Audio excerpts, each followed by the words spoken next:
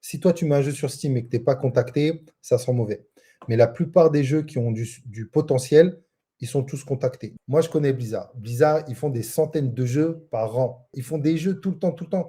Sauf qu'ils ont un système de qualité qui fait que ça, non, ça sort pas. Non, ça sort pas. Mais ils font des centaines de jeux par an qu'on verra jamais.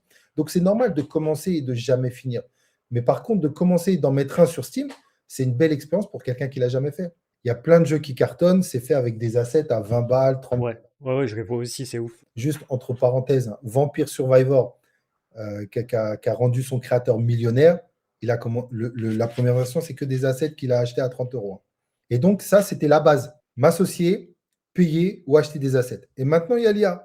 Aujourd'hui, un épisode spécial où j'interviewe Malik, Game Architect. C'est un professionnel du monde du jeu vidéo et je lui ai posé un max de questions parce que je sais que parmi vous, il y a des créateurs de jeux vidéo amateurs aussi. Cette interview se passe en 2 temps. Dans un premier temps, on vous apporte un maximum de valeur en essayant de comprendre la différence entre quelqu'un qui finit un projet de jeu qui arrive à le vendre et quelqu'un qui n'y arrive pas. Et dans un second temps, Malik va analyser le projet Fire and Light dont je vous parle depuis le début de cette chaîne pour essayer de trouver les points faibles en termes de game design pour passer d'un projet amateur à un projet professionnel. Et sans plus attendre, on va passer à l'interview. Bienvenue à toi et merci d'avoir répondu à mon invitation.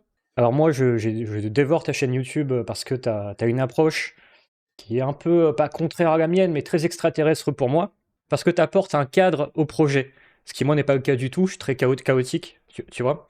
Et du coup, ta chaîne, c'est pépite pour moi. Et par rapport à ça, est-ce que tu peux te présenter pour ceux qui ne te connaissent pas? Ouais, avec plaisir, mais tu sais que toi aussi, tu es un extraterrestre pour moi. Tous les programmeurs sont des extraterrestres. Et pour moi, dédicace à eux. Moi, je m'appelle Malik, je suis game architecte en fait. Donc, effectivement, comme son nom l'indique, je suis l'architecte dans les jeux vidéo. Je fais toute la partie conception, les plans, la rédaction. Donc, c'est tous les métiers qu'on a dans l'industrie du jeu vidéo que les créateurs ne connaissent pas forcément, puisque c'est des mots professionnels comme le game design, le level design, le design économique, le narrative design, l'UX design, tous les métiers de concepteur en fait. On conçoit avant de faire une ligne de code, c'est ce qu'on fait habituellement comme game architecte, comme une maison. Tu ne devrais jamais construire une maison sans plan. Bon, en fait, dans le jeu vidéo, on fait la... Mais il y en a qui le font, hein. Alors justement, vas-y, on va improviser. Là, je vais rebondir là-dessus tout de suite. Parce que moi, j'ai appris à créer des jeux vidéo en amateur. Par conséquent, j'ai jamais appris à faire un game design. Je sais pas ce que c'est, enfin, ça me paraît obscur pour moi. Est-ce que tu peux éclaircir un peu? Ouais, c'est normal. C'est normal. C'est comment est la programmation. Bon, même si je m'y connais un peu maintenant, mais c'est un élément qui fait partie de la création de jeux vidéo et c'est effectivement tout ce qui est plan, tout ce qui est architecte, tout ce qui est conception de jeux vidéo, tout ce qui est rationalisation des idées. C'est pas quelque chose qu'on trouve sur le net, puisque tout ce qui est design du jeu vidéo est venu après la techno, après les programmeurs. Donc, on a tout ce qu'il faut en programmation. Tu veux faire un jeu vidéo, tu tapes créer un jeu vidéo, tu vas tomber sur tout ce qu'il faut pour apprendre Unity, pour apprendre à programmer. Et puis, quand tu vas commencer à programmer, là, tu es face à tous les problèmes qui ne sont pas des problèmes de programmateur. Tu passes sur des problèmes de création, de production. Donc, j'ai une super idée, mais cette idée, c'est pas un jeu vidéo en fait. C'est une idée. Et donc, un jeu vidéo, tous ces métiers de concepteur, c'est un peu flou, c'est un peu obscur parce que c'est assez jeune et t'as pas en fait. Ça, tu apprends ça dans les écoles de jeux vidéo. Tout le monde ne peut pas aller dans les écoles de jeux vidéo et tu apprends ça dans des studios et tu peux pas être, tout le monde ne peut pas être salarié d'un studio. Donc, il n'y en a pas beaucoup. Donc, moi, je suis tombé dedans il y a déjà longtemps et c'est ce qui m'a plu. Et maintenant, avec l'expérience, j'ai décidé de la partager. Je prends plaisir à de la partager. Et donc, en fait, c'est tous les métiers de concepteur. Et comme tu l'as dit, le côté amateur, c'est je crée avant de concevoir. Et le côté professionnel, je conçois pour m'assurer de réussir mon jeu. Hmm. Parce que c'est facile de créer. Hein, tu ouvres ton ordinateur, tu ouvres Unity et c'est facile de coder, surtout pour les développeurs qui arrivent. Ils adorent coder. Mais quand tu veux créer un jeu vidéo et que tu veux t'assurer qu'il soit faisable, c'est-à-dire il va arriver jusqu'à la fin, et encore mieux, tu voudrais que ce jeu, il marche un peu, qu'il soit rentable, qu'il plaise à certaines personnes, il y a 1 milliard de questions à se poser avant, Hmm. tout comme une maison. Donc, c'est toute la partie conception, concepteur, rationalisé. J'ai une idée, je te donne un exemple concret. Ouais, mon jeu, je veux qu'il soit difficile. C'est quoi difficile? Et donc là, il y a des méthodes. Il y a des méthodes professionnelles, il y a des méthodologies, il y a des process, il y a des outils expliquer c'est quoi un jeu difficile en tant que créateur. Je me permets, je t'ai invité aussi parce que moi, dans mon audience, il y en a pas mal qui me disent: «Ah, je suis en train de créer un jeu en amateur». Donc c'est aussi pour ces gens-là que je t'ai invité. Ouais, bah, on commence tous toute façon, on commence tous de manière amateur. On est tous des gamers, on est tous des gros gamers, on kiffe. Et puis un jour, on fait partie des 1% des gamers dans le monde qui disent pourquoi pas, tiens, ce serait intéressant de créer. On commence tous comme ça. Et puis il y en a qui commencent avec le graphisme, d'autres le code, d'autres la conception. Moi, j'ai commencé avec Toi, la conception. tu as créé des jeux du coup sur smartphone, c'est ça? Bon, moi, j'ai participé à des centaines de jeux vidéo. Ça fait plus de 10 ans que je suis dans l'industrie du jeu vidéo. Le Ok. dernier, celui-là que j'ai fait en 2025, c'était un jeu sur smartphone. Là, le prochain, c'est un jeu sur PC. Aujourd'hui, ouais, tu as deux grandes familles. Soit tu vas sur PC, soit tu vas sur mobile. Là aussi, tu vois, par exemple, avant d'y aller, bah, la plupart des gens, ils y vont très souvent pour les mauvaises raisons. Pourquoi tu vas sur PC? Pourquoi tu vas sur mobile? Par exemple, une mauvaise raison d'aller sur mobile, c'est dire, ouais, il y a plus de monde, on peut faire plus d'argent. C'est justement parce qu'il y a plus de monde que c'est plus compliqué de se faire plus d'argent. Mais bah, tout ça, c'est la partie conception. Dans l'industrie, c'est ce qu'on appelle la pré-production. Tout ce que je dois faire avant de faire une première ligne de code. Et donc, ça, c'est une attitude professionnelle. Donc, tous ceux qui t'écoutent, tous ceux qui te suivent, te regardent, parce que moi aussi, je regarde tes vidéos. Et ben, à un moment, bah, ils font un jeu, ils programment, mais à un moment, il y en a, ils veulent passer d'amateur à pro. Et là, ouais, je vais passer des mois, des années sur un jeu. J'ai envie de penser à un maximum de choses et comment Ouais. ça va se passer, comment je vais faire. Donc, On, c'est là où intervient la conception. on peut préciser que la grande majorité des gens qui créent des jeux en amateur, soit ne sortent jamais, soit quand ils sortent le jeu, ça fait un bide parce qu'il n'y avait pas de marketing ou ce genre de choses, ou soit parce qu'ils même ils n'ont pas pris assez de retours des joueurs pendant la création et finalement le jeu est pas amusant ou les gens comprennent pas comment on joue. Donc il y a beaucoup d'erreurs de débutants, d'amateurs finalement et en gros le game design ça sert à se protéger de ça, quoi. Ouais, tu as cité les trois grands piliers qui font que c'est compliqué de sortir un jeu. Là, c'est les trois, tu les as bien cités. Donc, ouais, le game design, c'est un mot professionnel. Donc, comme nous, on est des créateurs de jeux vidéo, on n'est pas dans le monde professionnel. C'est-à-dire, dans un studio, tu as un poste, c'est game designer. Mais nous, en tant que créateurs de jeux vidéo, en fait, toi, tu es un créateur de jeux vidéo et tu maîtrises un peu le game design sans le savoir. Mais tu n'as pas les codes, tu n'as pas les process, tu n'as pas les règles, tu n'as pas tout ça. Mais il suffit que bah, je te les dise et après, tu les sais. Mais en fait, le game design, ouais, c'est un peu. Voilà, c'est un métier dans la conception du jeu vidéo. Donc les gens, ils commencent, mais ils abandonnent en cours de route. Alors pourquoi ils abandonnent? Parce qu'ils n'ont pas fait les plans. Parce que bah, à un moment, le projet, il part dans tous les sens, Ouais, il ne commence pas au bon endroit, ouais, ça ouais. prend de l'ampleur, des fois, ils ont un manque d'idées, va leur faire un tutoriel, comment on crée de la diversité, comment on crée du challenge, tout ça, c'est compliqué, donc à un moment, on abandonne. Donc ça, c'est la première erreur. C'est pour ça qu'on fait d'abord toute la partie conception. Le deuxième pilier que tu as dit, bah, je sors mon jeu, mais mon jeu, pas de bruit, il ne se passe rien. Personne ne l'achète, aucun Ouais, avis. ça m'est arrivé, enfin, j'ai quand même eu quelques avis, Ça arrive à tout le monde. mais tu vois? Ouais. Ça arrive à tout le monde. Ouais, mais il faut que tu sois à l'aise avec ça parce que dans l'industrie du jeu vidéo, comme dans toutes les grandes industries artistiques, l'échec, c'est une normalité. Mmh. Si tu es un créateur, tu vas en faire 10, t'étonnes pas, bah, sur les 10, il y en a 9 qui ne marchent pas. Il y en a un qui marche, c'est normal. Il faut être à l'aise avec l'échec. Mais si tu pars comme ça, sans réflexion stratégique, marketing, analyse du marché, bah, t'étonnes pas que les joueurs bah, ils s'intéressent pas à ton jeu, en fait. Donc ça, c'est la deuxième erreur, le jeu, la deuxième façon d'échouer. Le jeu sort, mais il n'intéresse personne et les joueurs n'y jouent pas. Ce qui est normal, tu vois, là, nous, en ce moment, tous les mois, on fait une analyse des jeux Steam d'un angle créateur. Et donc, pour ceux qui nous écoutent, on est entre 200 et 400 jeux sur Steam par mois. Donc, à quel moment tu te dis, je fais quoi face à toute cette concurrence? Donc, tu vois, ça, c'est dans le monde de la conception. Et la troisième erreur que tu as dit, bah, c'est voilà, la plupart des gens, ils créent leurs jeux vidéo tout seuls. Ils sont tout seuls, ce qui est normal, puisque la création de jeux vidéo, c'est une attitude solo, artiste. C'est comme écrire un livre, hein, tu écris un livre tout seul. Sauf que voilà, la plupart des gens, je vais te poser une colle, ils ne connaissent pas d'autres créateurs autour d'eux. En fait, faut se rendre compte que les créateurs de jeux vidéo, c'est une minorité. Il y a plus de gens qui créent de la musique, il y a plus de gens qui écrivent des livres, il y a plus de gens qui font du cinéma que de gens qui font du jeu vidéo. Donc, c'est très rare de dire ah, j'ai mon pote qui fait aussi du jeu, j'ai mon voisin, j'ai ma cousine. Ouais. C'est assez rare. Donc, la plupart du temps, c'est difficile de pouvoir communiquer de son jeu avec quelqu'un avant qu'il sorte. On n'a pas de communauté, on ne sait pas créer une communauté, on traîne dans des Discords à droite à gauche. Quand on en a trouvé un, on ne nous répond pas forcément, ou on est timide, on ne veut pas parler. Donc, la plupart des gens, ils créent leurs jeux vidéo tout seuls. Et ça, c'est la pire des choses, parce que bah, on n'a pas de recul, on n'a pas de feedback, il n'y a personne pour dire attends, il y a un truc que tu n'as pas vu, parce que ça, c'est 100% pour tout le monde. Moi, le premier, quand on fait un jeu vidéo, on perd le recul. Je ne cherche pas assez. Ah Alors, oui, il y a des quand méthodes, tu es dedans, ouais, bien il y sûr. a des méthodes. Mais c'est normal, on kiffe notre jeu. À quel moment tu veux que j'ai du recul? Laisse-moi kiffer, laisse-moi faire mon jeu. Donc, et ça, c'est un gros problème parce que bah, le jeu, il sort et les gens, ils vont dire ouais, mais ça, c'est pas bon, c'est pas bon. Ah, mince, je l'ai pas vu. Bah, attendez, je vous fais une mise à jour. Et c'est trop tard.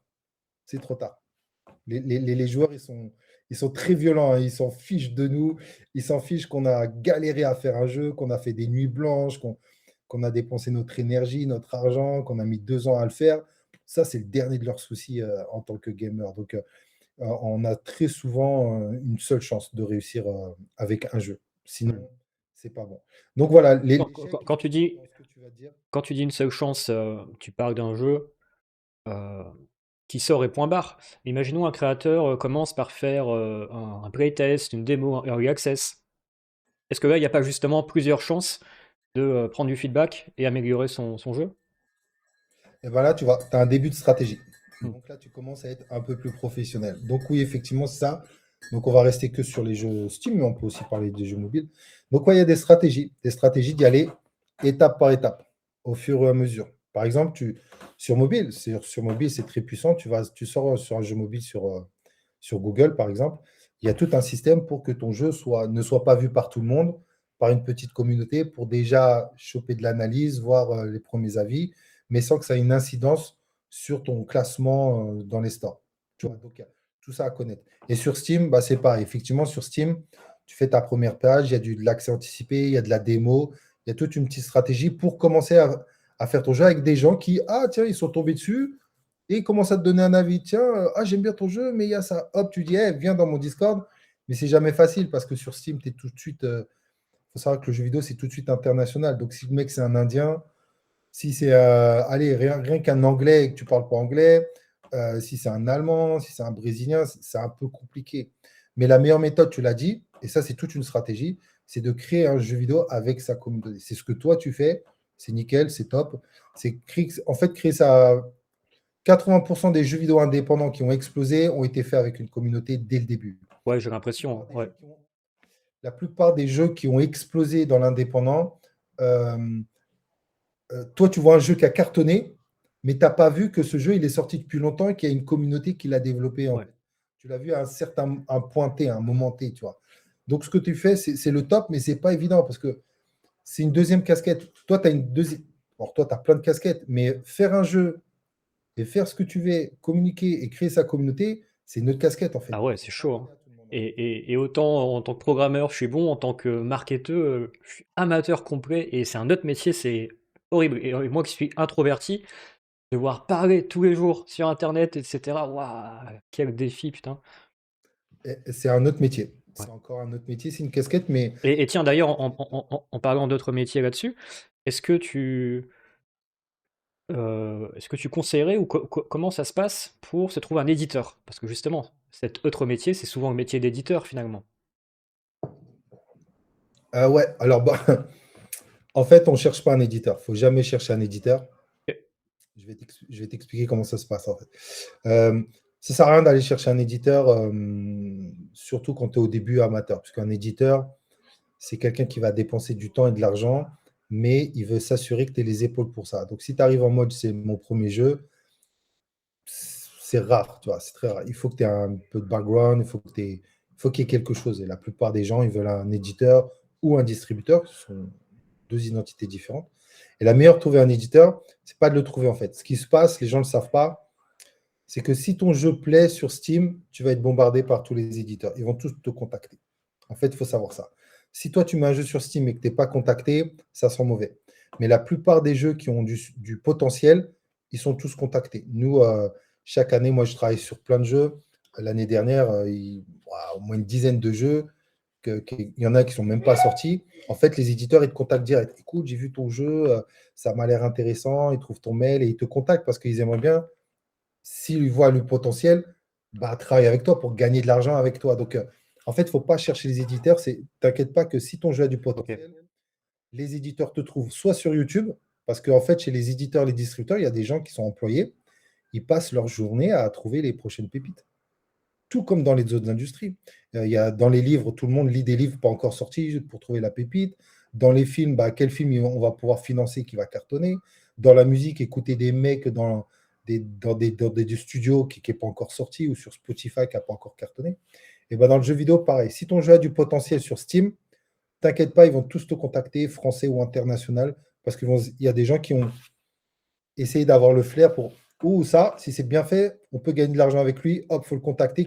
Mieux vaut qu'il soit avec moi qu'avec les autres. Donc, ne va pas chercher des éditeurs. Concentre-toi à faire un jeu qui va intéresser les joueurs et t'inquiète pas que les éditeurs ils vont te courir après. Alors, tiens, en parlant de ça fait la transition avec la question suivante. C'est quoi un jeu qui intéresse les joueurs en 2025? C'est quoi un bon jeu en 2025? Est-ce que même tu as un top 3, quelque chose comme ça? Alors, on va dire 2026, parce que dans un mois, on a. Ok. Ouais. Mais même pour le temps. Ouais, en fait, il y a plusieurs trucs. Donc, ouais, si tu fais un jeu pour les joueurs, donc déjà, il faut que tu sois à l'aise et que tu définisses bien la catégorie dans laquelle tu vas te battre. C'est laquelle catégorie? Ça, là, il y a beaucoup de gens qui ont du mal à savoir. Ah oui, ça fait partie de tes 17 points du Game Architect, c'est trouver la niche du jeu, c'est ça? Ouais. Il y a plein de jeux, il y a plein de gens qui soit le comprennent pas, le savent pas ou se trompent. On va prendre l'exemple le plus simple. Je fais un jeu de plateforme. Voilà. Je fais un jeu de plateforme. C'est clair pour tout le monde puisque le jeu de plateforme, c'est l'une des catégories les plus connues. Mais si tu dis un jeu de stratégie, en fait, jeu de stratégie, ça veut tout et rien dire. Si tu dis un jeu d'action, un jeu d'aventure, ça veut rien dire en fait. C'est quoi un jeu d'aventure? C'est compliqué, tu vois. Donc, quand tu as ta catégorie, tu as déjà bien ciblé, et ben, en fait, tu fais de l'analyse de marché, tu dois te dire, OK, on reste sur du jeu de plateforme ou du FPS. C'est les deux très faciles. Je fais un FPS, je fais un jeu de plateforme. J'ai en face de moi des millions de joueurs qui jouent actuellement à des jeux de plateforme. Ils n'ont pas besoin de mon jeu. Il y a déjà des super bons jeux de plateforme. Voilà. La première question, c'est mon jeu arrive. Qu'est-ce qu'il y a dans mon jeu qui va attirer les joueurs? Ils n'ont pas besoin de moi. Ils ont des centaines, des milliers de super bons jeux de plateforme. Qu'est-ce que moi, je vais me prendre la tête à faire un jeu? Pourquoi ils viendraient jouer à mon jeu? Qu'est-ce qui va l'attirer? Et donc, dans l'industrie, c'est ce qu'on appelle un USP. C'est un élément de différenciation. C'est-à-dire, dans ton jeu, qu'est-ce qu'il y a dans ton jeu qui fait la différence entre tous les autres jeux? Et en fait, c'est ça qui attire les joueurs. Parce que maintenant, je te demande, toi, Trigor, de mettre ta casquette de gamer. En vérité, qu'est-ce que tu attends, toi? Tu attends d'un jeu de plateforme, les bases d'un jeu de plateforme, les codes d'un jeu de plateforme qui maintenant, on maîtrise ça. Mais tu as joué à tellement de jeux de plateforme que là, tu veux quelque chose de nouveau, quelque chose de différent, d'innovant. C'est bon, je sais ce que c'est qu'un jeu de plateforme. Me refais pas un bonhomme qui fait un double saut. Qu'est-ce que j'ai? Et donc, pour attirer les joueurs, tu as ce qu'on appelle un USP. Donc, soit on le retrouve dans ce qu'on appelle les mécaniques, c'est-à-dire tu proposes aux joueurs de jouer aux jeux de plateforme de manière différente.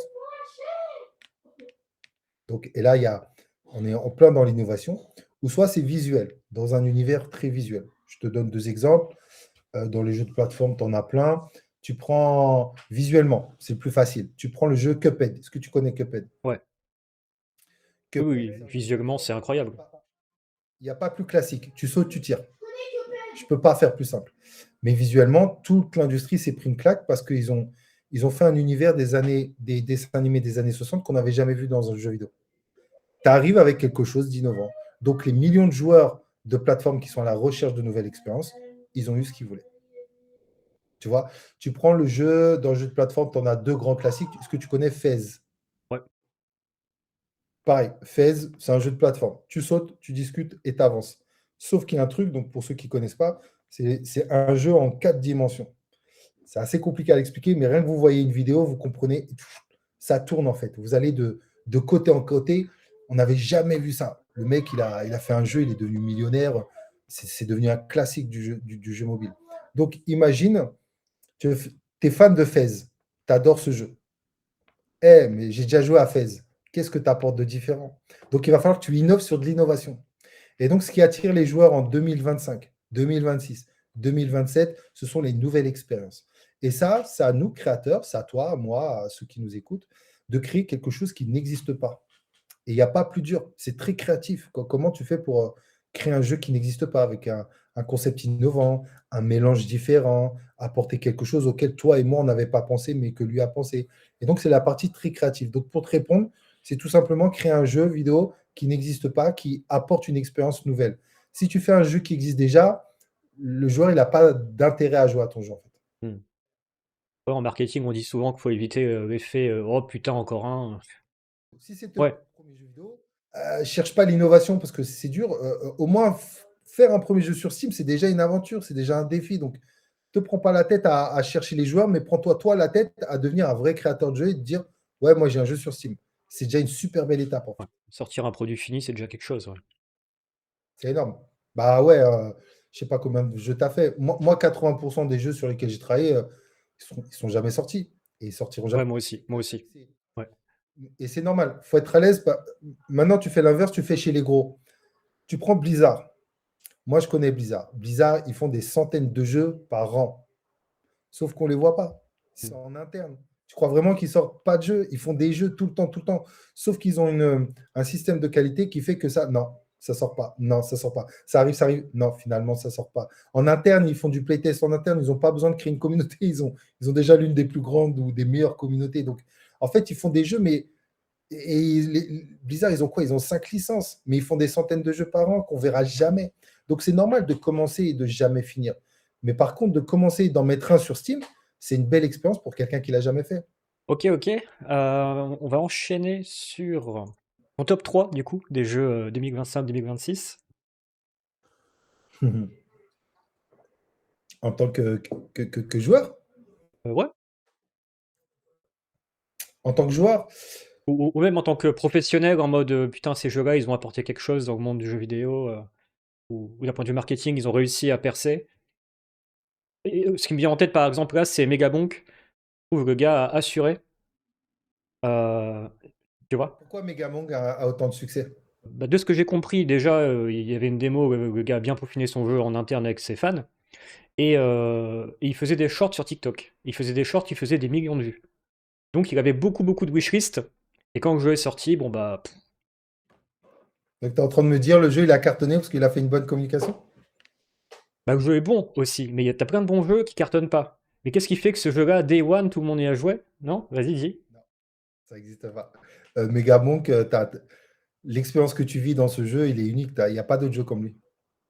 Oui, mais il y a plein de jeux uniques qui marchent pas aussi, tu vois? Non, oui, alors c'est une bonne remarque. Megabonk, l'expérience, c'est du Vampire Survivor en 3D et c'est super ultra bien fait. Et Oui, l'expérience qu'on vit en tant que joueur sur Megabonk, elle est unique. On ne la oui. voit pas.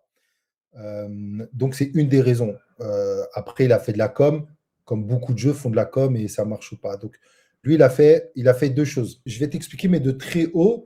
Tu vas voir que c'est très facile à expliquer, mais c'est compliqué à mettre en place. Megabonk, on va prendre Megabonk, c'est un très bon exemple.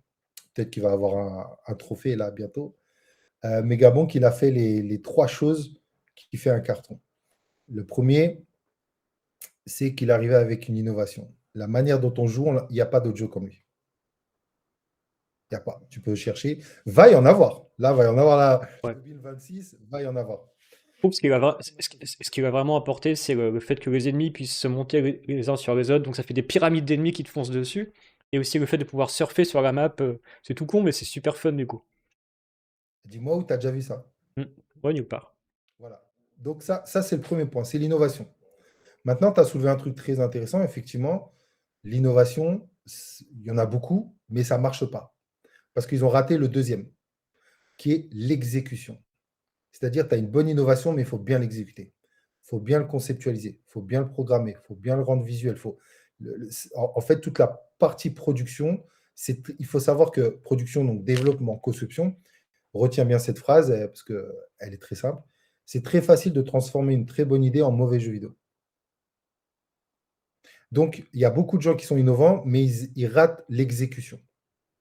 Ils le font mal, en fait, l'idée. L'idée, elle est bonne, mais la conception, le game design est mauvais, l'expérience est mauvaise, il y a des bugs, visuellement, c'est pas attirant. Donc, ils ratent ça. Donc, voilà. Donc, Megabong, ils ont une innovation et l'exécution est nickel. Et il y a le troisième pilier, et ça, c'est du marketing. Est-ce que le marché actuellement, il veut de ton jeu? Est-ce que les joueurs veulent de ton jeu? Est-ce que c'est le bon moment? Est-ce que c'est le bon timing? Et donc, ça, c'est les trois piliers des. Tu prends tous les plus gros jeux qui sortent chaque année, c'est ça. Tu prends Clair Obscur. On n'avait jamais vu un scénario pareil. J'ai pas encore vu, hein, pas de spoil. Voilà. Ils l'ont super bien exécuté parce qu'ils savent faire du jeu vidéo. Et ce genre de jeu, bah, l'industrie, le marché en voulait à ce moment-là. Je te donne un contre-exemple, parce qu'après, tu peux rater un des trois. En général, quand tu es amateur, tu rappelles les trois, tu n'as pas d'innovation, tu as du mal à exécuter, tu fais un jeu déjà vu. Allez, tu es innovant, d'accord? Mais tu exécutes mal et le marché n'en veut pas. Mais tu as aussi des fois deux. Par exemple, il y a un très bon exemple. Alors ça répond à ta question parce que c'est un jeu que j'ai grave kiffé cette année. Tu as un très bon exemple où il y a eu un loop. Je ne sais pas si tu as joué, très connu, le dernier Prince of Persia, Lost Scroll. Ah, j'y ai pas joué effectivement. Ouais. Bon, il n'y avait pas d'innovation parce que c'est une licence. Il ne faut pas d'innovation dans les licences. L'exécution, elle est trop nickel, trop propre. C'est un pur chef-d'œuvre en termes de game design, en termes de level design, en termes de narratif. Moi, il m'a mis des claques, mais c'est pas ce jeu que le marché voulait. Il n'est pas sorti au bon moment. Il n'est pas sorti dans le bon timing. Il est sorti trop tard. Il aurait eu 5 ans d'avance, il serait sorti au bon moment, c'est le genre de jeu qu'on voulait. Mais là, c'est plus trop ça. Donc, tu vois, même les gros se trompent, même les petits se trompent. Donc, pour réussir un jeu avec l'expérience, tu te rends compte que bah, j'ai fait un jeu où il y a de l'innovation. Tu prends Balatro. Balatro, donc ça a été l'année dernière. Balatro, innovation, on n'avait jamais vu un jeu de cartes roguelike de cette manière, poker roguelike. L'exécution hyper propre, hyper nickel, qui fait que le jeu est agréable. C'est ce genre de jeu que le joueur voulait, que le marché voulait. Voilà. Donc, c'est très facile de l'expliquer, en fait. Maintenant, dans ces trois zones, bah, il y a toute la complexité qu'on a en tant que créateur de jeux vidéo. Donc, cette année, moi, j'ai Megabonk, ouais, c'est un bon truc. Bien sûr, Clair Obscur a fait du bien à l'industrie. On pourrait faire tout un sujet, mais Clair Obscur a été un truc cool. Euh, Lost Crow, j'ai grave kiffé. Euh, c'est deux ou trois. Faut que je t'en dise un troisième. Euh, et un troisième, je sais pas, je peux te. Bon, on peut s'arrêter là si tu veux, mais alors c'est marrant parce que du coup, dans ce que tu me dis, bien sûr le succès d'un produit jeu vidéo, finalement, c'est pas des contraintes techniques, mais plutôt de mindset ou psychologique ou humaine ou de positionnement dans un marché. C'est tout ça, parce que, par exemple, le positionnement, c'est le troisième pilier. C'est-à-dire, est-ce que le marché en veut? Par exemple, viens, on fait pas de jeux vidéo, on se pose et on regarde ce que le marché veut. Qu'est-ce que le marché veut en ce moment? Est-ce que tu as repéré des nouvelles niches pour 2026?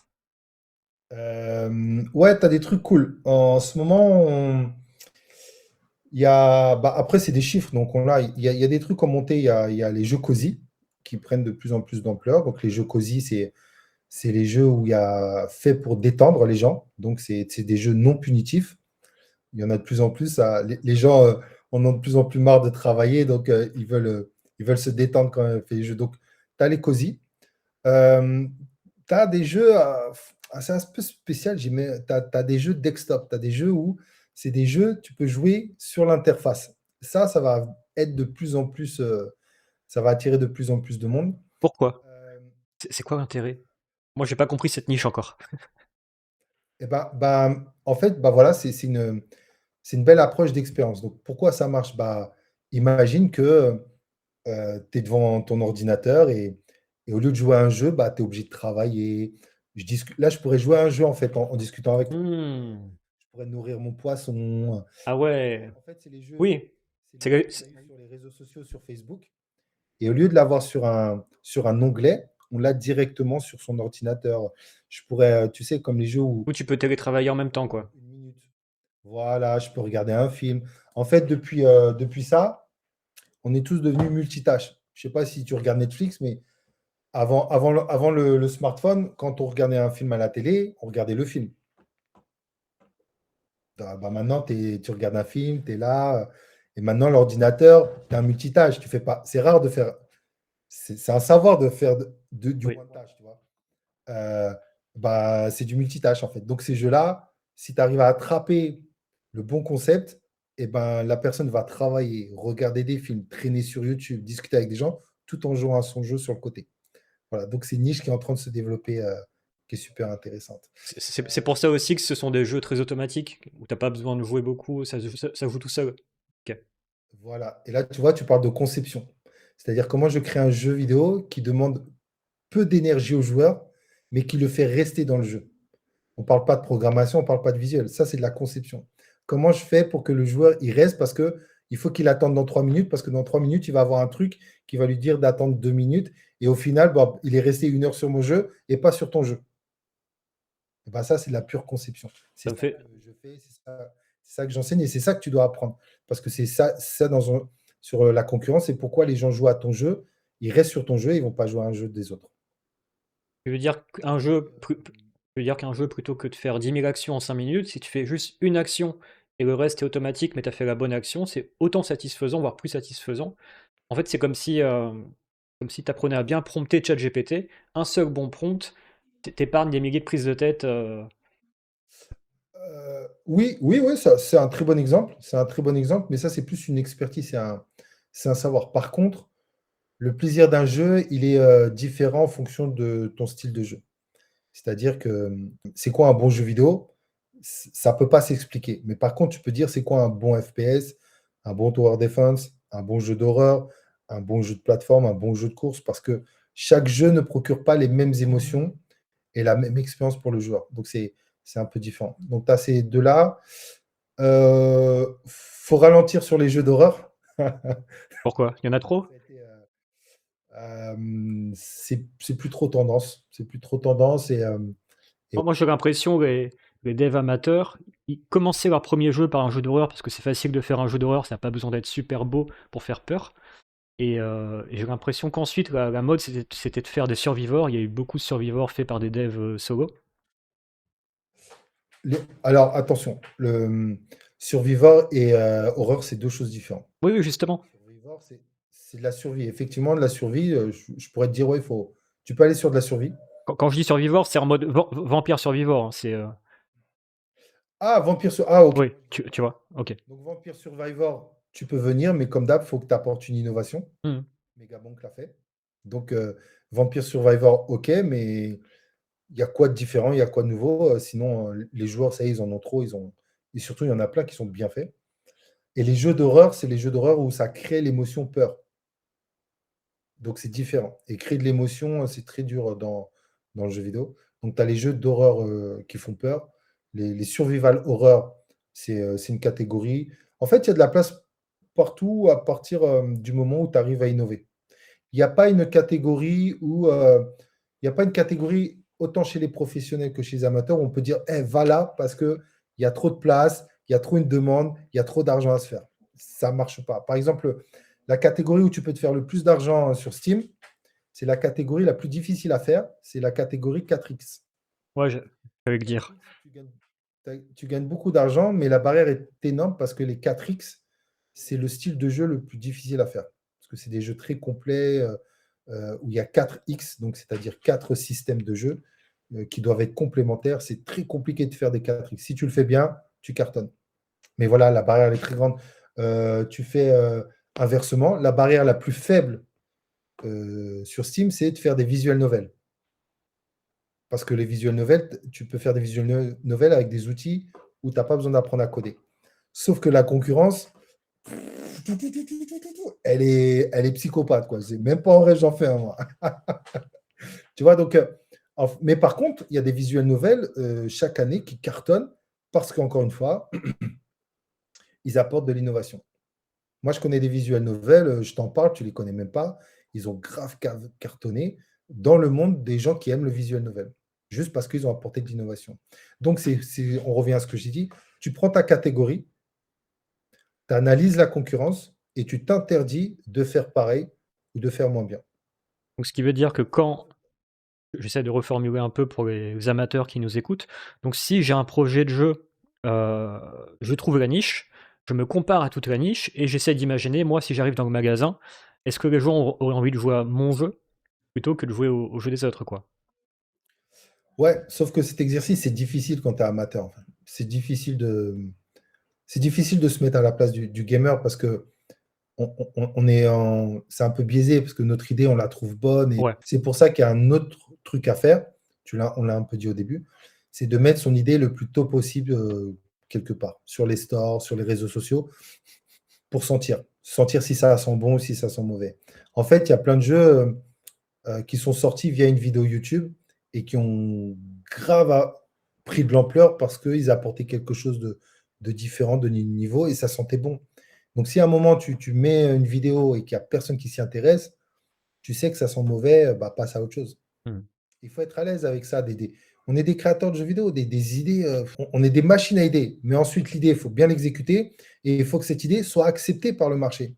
Donc, j'ai une bonne idée, je l'exécute vite, je le mets au marché. T'en veux ou t'en veux pas? T'en veux, maintenant je développe cette idée. T'en veux pas, c'est pas grave. Faut pas que ça me tape sur mon ego. Je suis un artiste, t'inquiète pas, j'ai Alors plein d'idées. ç ç ça, c'est intéressant parce que du coup, il faut proposer le produit au public avant même qu'il soit terminé, finalement.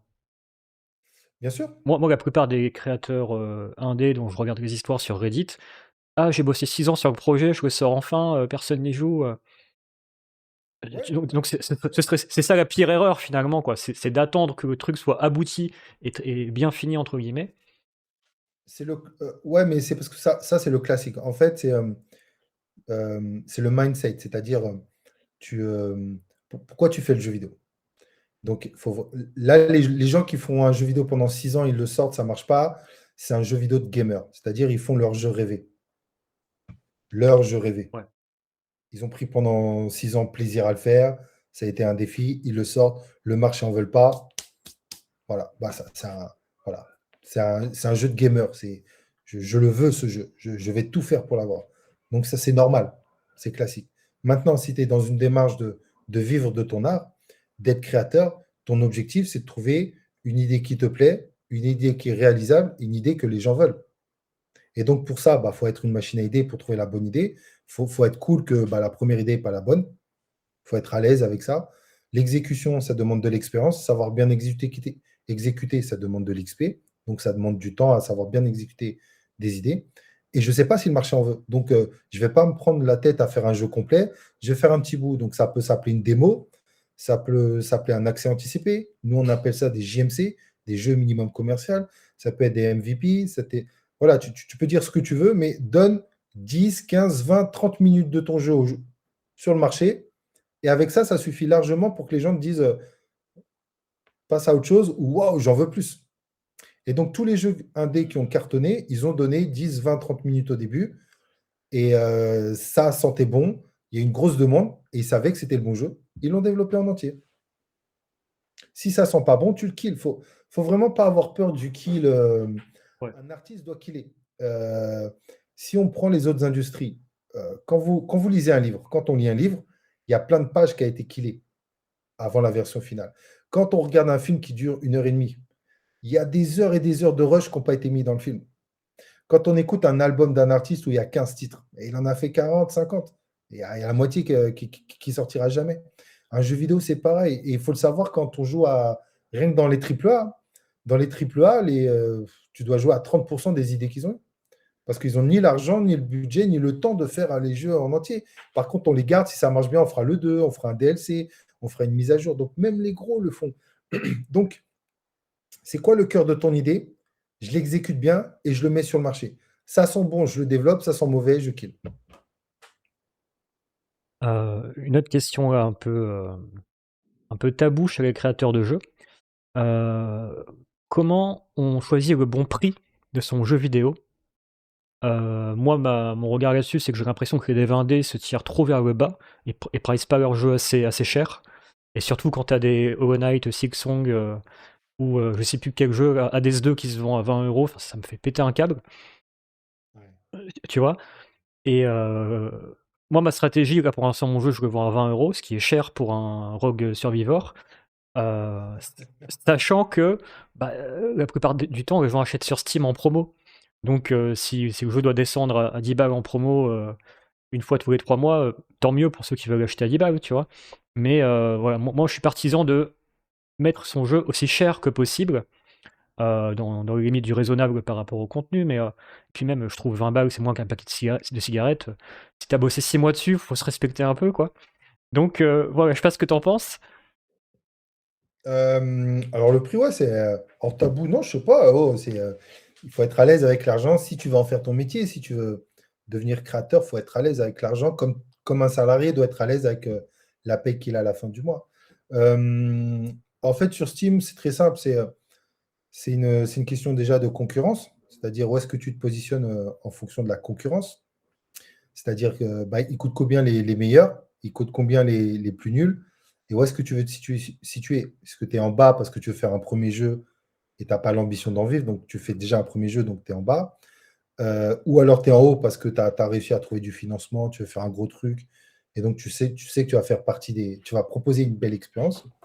Ou alors tu es au milieu. Et donc la première chose à faire, c'est l'analyse concurrentielle. Parce que il y a vraiment deux mondes entre les créateurs et les gamers. Les gamers, ils ne se prennent pas la tête comme nous, en fait. C'est ton jeu, s'il lui donne envie, en vérité, 12 euros, 13 euros, 15 euros, 16 euros, 17 euros, c'est pareil pour lui.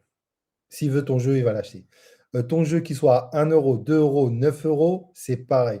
Et un exemple concret, par exemple, si tu mets ton jeu à 7 euros, c'est une erreur. Parce que si je veux ton jeu qui soit à 7 ou à 9, c'est pareil. C'est des aspects psychologiques, en dessous de 10, en dessous de 20. Donc, si ton jeu, en fonction de la concurrence, 20, c'est que ça doit être un bon jeu patate quand même. À 20, il va falloir être bon, très bon. Et ensuite, tu as raison, c'est-à-dire que la majorité des gens achètent quand c'est les promos. Et donc, il faut mettre ça dans ta stratégie. Comme il va y avoir plusieurs promos dans l'année, et c'est là où il y a les pics de vente chez les gros comme chez nous, c'est pareil, parce qu'on est des consommateurs, on kiffe quand il y a un moins 20%, moins 50%, et comme Steam maintenant, c'est une horloge, tout le monde connaît, tout le monde sait comment ça fonctionne, et ben, il faut que ce soit dans ta stratégie et elle est bonne. C'est-à-dire que c'est quoi ton prix normal? Ton prix normal, c'est 14,99. Ben voilà, ben tu le mets à 20 euros et les gens, donc tu fais une bonne offre au lancement pour qu'au lancement, je profite de ta promo et que durant toute l'année, le jeu bon, il n'est pas si bien que ça, mais voilà, le jour où il sera en promo, je le prendrai, et ben je le prendrai. Donc tu vois, c'est d'abord une analyse concurrentielle où est-ce que tu te situes face à la concurrence en fonction de ce que tu apportes. Tu fais ton jeu en fonction des promos tout au long de l'année et surtout, ouais, tu ne te rabaisses pas. Parce que le joueur, en fait, le prix, il ne le voit pas. En fait, j'ai 10 euros, je le mets où? Ouais. 7, 8, 9 euros. Donc, soit il est à 9 euros, soit il est à 19 euros. Ne te prends pas la tête. C'est pareil pour le joueur. Je crois qu'il y a peut-être une exception à ça, c'est, une catégorie sur Steam, c'est le jeu à moins de 5 euros. Donc ça peut être une stratégie de vouloir apparaître là-dedans, mais dans ce cas-là, il faut vraiment faire un petit jeu où tu passes pas plus d'un mois dessus, quoi. Non, ça ne veut rien dire. Il ne Ouais, faut pas que le prix soit en fonction du temps que tu as mis à faire ton jeu. Ça ça n'a aucun sens pour le gamer, en fait. Ça a du sens pour nous. On peut faire des calculs. Ouais, j'ai travaillé tant, moi je coûte tant, ouais, je travaille 6 mois. Tu te fais tes calculs, mais le joueur, même pas en rêve, il pense comme ça. Le joueur, il est bon, j'ai 10 euros, je les mets où? Est-ce que je les mets chez toi ou je les mets chez quelqu'un d'autre? Donc c'est un autre délire, c'est un autre concept. Donc ne pense pas comme ça. Tu penses vraiment concurrence. Parce que si bah, on revient sur le jeu de plateforme. Je suis un gros fan de jeux de plateforme. Hop, je traîne sur Steam. Il y a quoi? Hop. Ah, c'est quoi ce nouveau jeu? Ah, il a l'air bien. Ah, j'aime bien les jeux de plateforme. Ah, il a l'air bien. Oh, bah vas-y, je l'achète. Et même pas, il te connaît, même pas, il va se prendre la tête sur toi. Donc, faut pas se prendre la tête sur le point de vue d'un créateur, mais plus sur le point de vue du gamer. Et le gamer ne pense pas comme nous. Donc, tu fais en fonction de la concurrence. Tu mets ton prix toujours un peu plus haut parce que au niveau des promos, et tu ne mets pas ton prix, s'il est en dessous de 10, tu mets à 9. En fait, en dessous de 5, le joueur, il ne voit pas la qualité. Il ne voit pas la qualité. Et il y a des jeux en dessous de 5, 95% des jeux en vidéo de moins de 5 sont des échecs. Mais il y a des jeux vidéo en dessous de 5 qui sont des pépites. et qui cartonnent grave et qui se sont vendus à des millions d'exemplaires. Ouais, bah, Mais t'as pas vend parce qu'il était à 5 euros. ouais, Mais pas parce qu'il était à 5 euros, Trigger. Parce que le jeu a proposé une super expérience et que le créateur a fait une erreur de le mettre à moins de 5 euros. d'accord, donc tu veux dire que Among Us et Vampire Survivor, finalement, ont eu tort de se pricer à moins de 5 euros. Mais grave, OK, ouais, je mais suis d'accord, grave. je suis d'accord. Vampire Survivor, il l'aurait fait un peu plus cher, ben, il aurait pas. Imagine, tu augmentes le prix. Il y a 10% de joueurs qui vont l'acheter en moins, mais les 90% qui l'ont quand même acheté te génèrent quand même plus d'argent. D'accord? Alors, après, il y a une autre règle, mais après, c'est optimisé. C'est aussi faire attention au prix en fonction des pays. Mais là, tu optimises parce que chaque pays a sa façon de vendre, chaque pays a son économie et tu peux optimiser. C'est ce que font les distributeurs. Ils optimisent le prix dans chaque pays pour augmenter de 10 voire 15% l'argent que tu peux gagner. Mais ça, c'est on optimise. Mais franchement, ouais, il y a des jeux qui auraient pu être vendus plus cher. Ils auraient quand même cartonné parce qu'ils n'ont pas cartonné à cause du prix. Il faut retenir ça. Les joueurs Ouais. ça veut dire que tu crois pas à ton jeu, que tu trouves qu'il est pas cool et tu dis: «Bon, bah, je le mets pas cher pour qu'il se vende». Mais non, pas cher, il se vendra pas si ton jeu n'apporte pas une nouvelle expérience. Comment ça se fait que des jeux comme, Hollow Knight, Silksong, aussi pas cher ou Hades 2, alors que c'est des gros studios? Heu, Bah, parce que c'est pour eux le prix, normal. Un Hollow Knight devrait coûter 20 balles. Ah ouais? Voilà. Ouf, OK. Bah, pourquoi tu voudrais qu'il coûte plus? Et pourquoi tu voudrais qu'il coûte moins? Comment tu justifies ça? Par mes émotions, mon ressenti. Mon ressenti, c'est que je serais prêt à payer beaucoup plus cher, pour un Hollow Knight et mon ressenti inverse, c'est les jeux Nintendo qui coûtent 90 balles maintenant, là, je trouve ils abusent. Oui, mais alors là, on est dans une autre, stratégie. Là, on est dans les stratégies console. Ouais. C'est Ah tiens beaucoup d'ailleurs, plus OK. Tiens, un petit mot là-dessus sur, je crée un jeu vidéo, j'aimerais bien, si possible, avoir les moyens de faire un portage console. Est-ce que c'est facile? Est-ce que tu t'y connais? Est-ce que, on y entre comme ça? Toc, toc, toc. C'est Eh, ça. PS5, je peux venir. Est-ce que Non, est-ce que certaines consoles, c'est plus facile que d'autres? OK, quand tu es amateur ou semi-pro ou dans ta situation, faut pas viser les consoles. Faut viser, PC. Tu cartonnes sur PC. Si tu vas aller sur console, il faut que ton jeu soit pensé console et ça, c'est facile, hein, c'est manette. Oui, oui, Est-ce que c'est cool de jouer à manette? Voilà. Et ensuite, si tu as un succès sur Steam, tu peux aller sur console. Donc, tu as 2 évidemment. manières. La première, t'inquiète pas, comme je t'ai dit, tu vas être contacté par tous les distributeurs et eux vont te le proposer. Ou alors, ce sera à toi de le faire si tu veux être 100% autonome, indépendant. Les consoles, c'est compliqué parce que pour plein de raisons. La première, donc, en fait, on s'adresse à ce qu'on appelle les consoliers. Donc, tu en as trois, hein, tu as Nintendo, Sony et Microsoft. Et en fait, il faut avoir les épaules. Il faut avoir les épaules pour travailler avec eux. Sur Steam, tu mets ton jeu, Steam, il ne te prend pas la tête. Sur console, ils te prennent grave la tête. Tu ne mets pas un jeu sur PS5 et encore moins sur Nintendo comme ça. C'est-à-dire, ils vont jouer à ton jeu, ils vont le tester, ils vont le décortiquer, ils vont te faire plein de retours. Il y a plein de trucs que tu es obligé de faire pour que ce soit les bonnes icônes, les bons titres, les bons trucs. Il faut vraiment avoir les épaules parce que tu travailles directement avec eux. Et donc, quand tu es tout seul, c'est pas vraiment évident, c'est pas vraiment facile.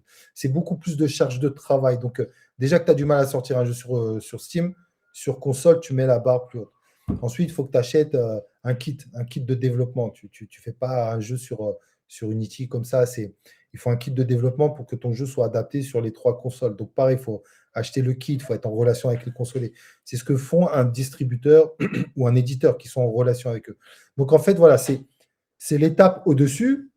Ça peut être un kiff, un rêve, mais concentre-toi sur Steam. Tu peux faire un jeu adapté sur console, sur Steam, qui cartonne.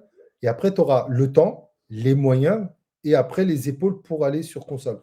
Donc, OK. c'est dans le dernier temps, en fait, d'aller sur console. OK, OK. Ouais, c'est plus difficile. Est-ce que tu as un regard sur l'intelligence artificielle dans la création de jeux vidéo? Ouais. Est-ce que les créateurs que tu accompagnes, ils les utilisent? Est-ce qu'ils sont méfiants? Est-ce que l'industrie du jeu vidéo s'y adapte ou s'en méfie? Bah, il y a un peu de tout. L'industrie, moi, je suis à fond intelligence artificielle. Moi, je suis super à l'aise avec ça. Moi, j'ai créé une guilde, la GDMK. J'ai un programme d'accompagnement. Donc, chaque année, j'accompagne des centaines de créateurs. Euh, 90%, ils sont à l'aise avec l'IA. L'IA, déjà, il y a plusieurs trucs à savoir. Dans l'industrie globale du jeu vidéo, on est à l'aise parce que l'IA, ça existe depuis des années. Ce n'est pas quelque chose de nouveau. Avant ChatGPT, l'IA dans les jeux vidéo, il y en avait des tonnes. Pour faire de la difficulté, pour parler à des PNJ, l'IA était présente. Donc, on sait ce que c'est que l'IA. En fait, l'IA, il faut plus le voir comme des outils. En fait, il y a des outils qui te permettent de faire soit plus vite, soit mieux, soit réduire tes coûts. En fait, il faut les voir comme des outils. Et donc, il y a des gens qui veulent les utiliser, il y a des gens qui ne veulent pas les utiliser. C'est juste que chaque époque a ses outils, tu vois. Donc, les gens qui disent non à l'IA, c'est comme les graphistes qui, il y a quelques années, disaient non à Photoshop. Photoshop est arrivé, disait quoi? Moi, je vais arrêter de dessiner à la main, je vais aller sur Photoshop, mais même pas en rêve. Voilà, c'est pareil. Photoshop, maintenant, tout le monde utilise Photoshop. Donc, l'IA grand public, c'est un peu nouveau. C'est des outils, il faut savoir les utiliser. Donc, dans les studios, il n'y a pas moyen, il faut que tu saches utiliser l'IA. Ça, c'est même plus une question puisque les studios sont là pour générer des revenus. S'ils ne génèrent pas des revenus, ils ne peuvent pas payer leurs employés. Donc, ils ont des outils qui leur permettent de générer plus et moins cher. Donc, quand ils vont t'embaucher, maintenant, savoir utiliser les outils IA, c'est plus une option, c'est dans partout. Ne te pose pas de questions. Donc, ça, c'est pour les gens qui veulent travailler dans un studio. Tu ne maîtrises pas Midjourney, postule pas pour un poste de graphisme dans un studio. Ça n'a pas de sens. Il faut absolument. Pareil pour les programmeurs. Les programmeurs qui savent très bien programmer, qui utilisent l'IA, vont 10 fois plus vite que quelqu'un qui n'utilise pas l'IA. Donc, je ne peux pas, moi, t'embaucher. Tu me dis non, l'IA, blablabla. Bah, écoute, je ne t'embauche pas. Je te paye, je te mets dans un studio. Moi, je dois gagner de l'argent. Et tu me dis que tu ne veux pas. Donc, pour tous ceux qui veulent travailler dans le studio, il y a ceux qui s'adaptent et ceux qui ne s'adaptent pas. Et ceux qui ne s'adaptent pas, ils ont leur point de vue, ils ont le droit de défendre leur point de vue. Mais de manière professionnelle, l'IA, il est rentré. Ensuite, chez nous, chez les indépendants, chez les amateurs, chez les semi-pros, il faut utiliser l'IA à fond, tout simplement parce que l'IA nous permet de faire des jeux vidéo tout seul. On est tous tout seuls. Donc, avec l'IA, tu vas mieux programmer, tu vas faire des meilleurs graphismes, tu vas écrire un meilleur scénario. Et il est où le problème? Il est au problème. Au contraire, on va pouvoir mieux créer de meilleure qualité, faire plus de jeux. Voilà, après, ce sera au consommateur de dire, rappelle-toi des trois piliers, c'est au consommateur de dire, bah non, j'en veux pas, c'est pas assez innovant. Ton graphisme là, arrête, il ressemble trop au jeu que j'ai joué la semaine dernière.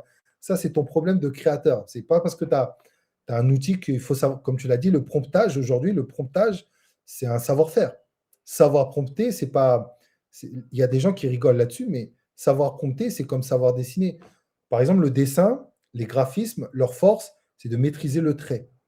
Plus tu maîtrises le trait, plus tu es capable d'aller en profondeur et faire des dessins de ouf. Bah, le promptage, c'est pareil. Moi, si tu me mets à prompter sur Midjourney et que tu me mets un graphiste qui utilise Midjourney tous les jours depuis que c'est sorti et qui maîtrise à la perfection, le résultat n'a rien à voir. Hmm. Parce que lui, il sait prompter et moi, je ne sais pas. Donc, moi, je suis à 100% avec. Après, il faut bien le faire. 90% des gens avec qui je travaille sont à l'aise avec. Donc, ouais, moi, voilà, mon retour, il est très positif. Et tu es obligé, en fait, tous les outils d'IA, on ne va pas pouvoir les faire disparaître. Donc, tu décides. Soit tu t'adaptes, ou soit tu meurs, ou soit tu changes. Mais nous, on a décidé de s'adapter et d'utiliser l'IA. Ouais. Ok, ok, ça fait plaisir. Voilà, après, il faut défendre son point de vue. Ceux qui sont Hmm. contre, il faut qu'ils défendent leur point de vue. Ouais, bah en fait, je pense que ceux qui sont contre, mais comment dire? Il y a ceux qui sont contre parce que gna gna gna, bon, ils ont tort. Mais il y a ceux qui sont contre au sens où ils en ont pas besoin, parce qu'ils sont déjà tellement bons, par exemple, à dessiner ou à faire de la musique, qu'avec l'IA, ils font du moins bon travail. Et dans ce cas-là, bah, je comprends qu'ils n'ont pas besoin d'utiliser l'IA. Tu vois? C'est pas qu'ils ont tort. Il y a personne qui a tort. C'est Oui, juste c'est ça.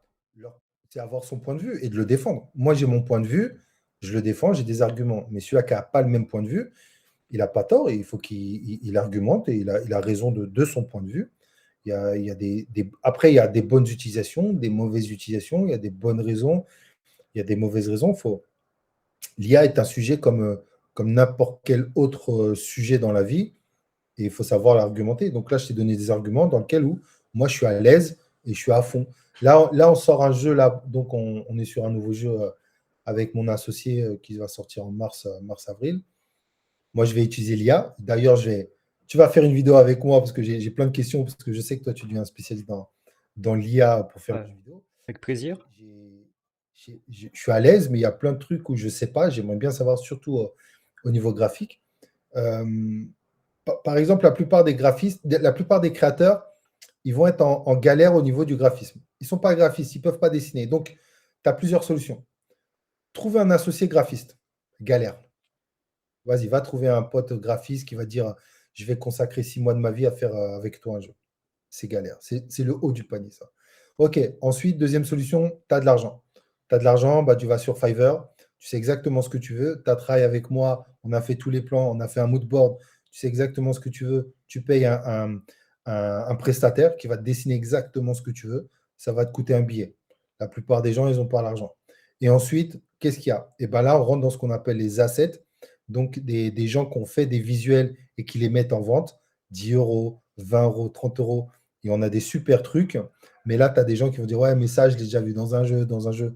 Juste entre parenthèses, Vampire Survivor, qui a rendu son créateur millionnaire, la première version, c'est que des assets qu'il a achetés à 30 euros.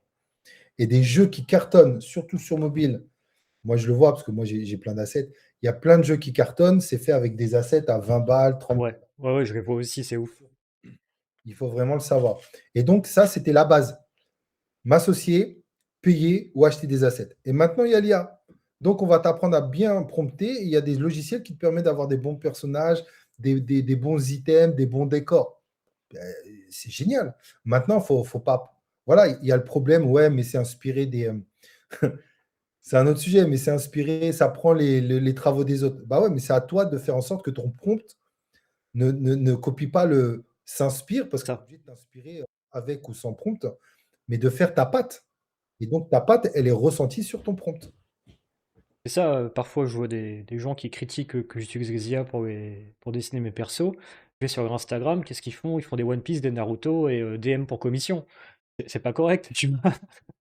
Ils me disent: «Ouais, tu veux le travail des vrais artistes?» Bah non, en fait. Je crée mon propre univers, mes propres personnages.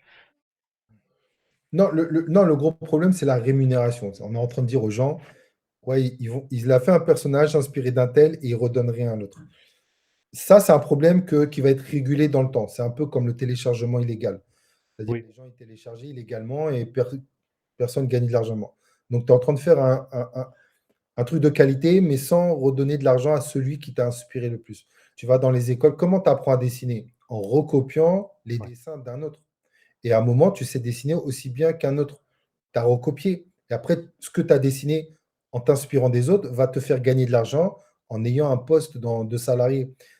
On rentre dans le même délire, tu vois. Ça se discute, c'est tout un sujet. Mais voilà, ça, c'est un autre sujet. Mais en tant que créateur, ton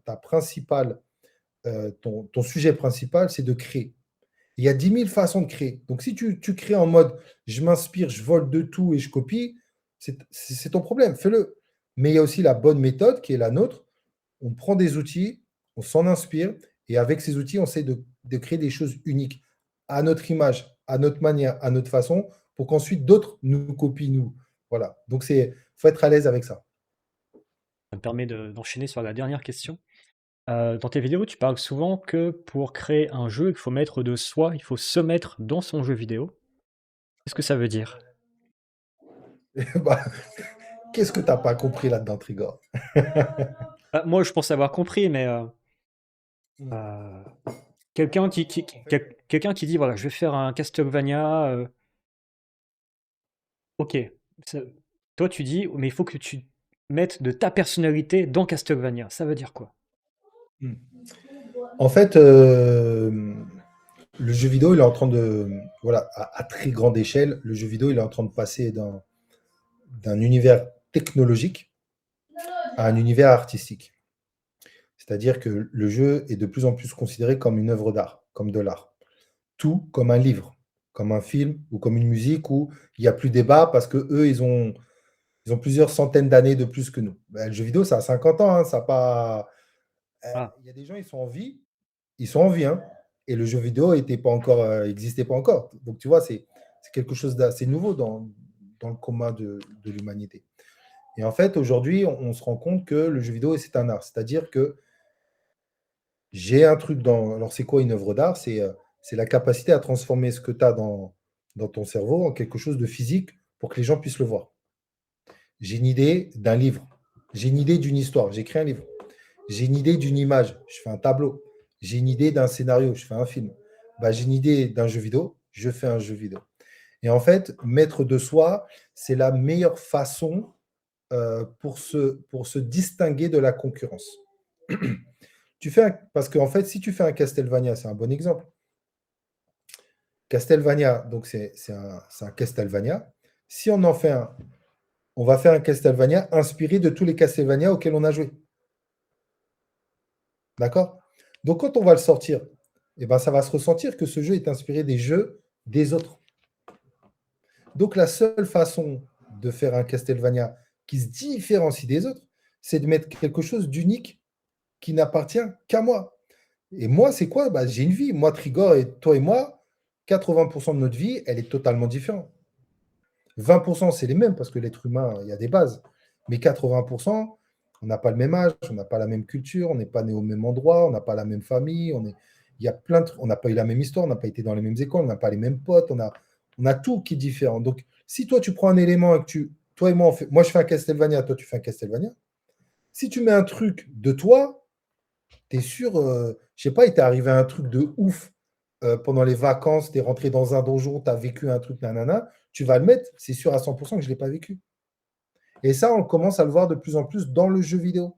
Et quand tu prends 80% des grands succès indépendants, tu regardes bien, et ben, il y ouais. a un élément qui fait que ça, Je c'est pas ressens moi la, que j'y ai pensé parce que c'est trop propre au créateur. je ressens la personnalité du créateur. Et ça fait la différence. Alors, le gamer, il ne le voit pas. Et il s'en fiche un peu, il veut quelque chose de nouveau. Mais nous, en tant que créateur, c'est la meilleure façon de créer une innovation, de créer quelque chose qui sent ton âme. Et ça, on les a dans toutes les industries. Mais Et les jeux vidéo le sont de plus en plus. le gamer le voit. Enfin, tu cites par exemple Kojima. Voilà, un jeu de Kojima, c'est un jeu de Kojima, tu vois. Voilà. En vérité, non, le joueur, il ne le voit pas trop, il ne le voit pas. Mais par contre, il peut voir la patte. Mais il ne peut pas te le rationaliser, il ne peut pas te l'expliquer. Mais Kojima, c'est un très bon exemple. C'est-à-dire, Kojima, il a mis dans les jeux, et tu prends Metal Gear, il a mis ce côté cinématographique qu'il a toujours aimé avoir, il a mis dans ce jeu que moi, je ne mettrais pas. Je ne suis pas cinéphile.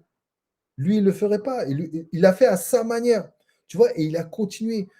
Donc, c'est une patte artistique, c'est-à-dire, il met comment il vit sa vie, il le met dans son œuvre.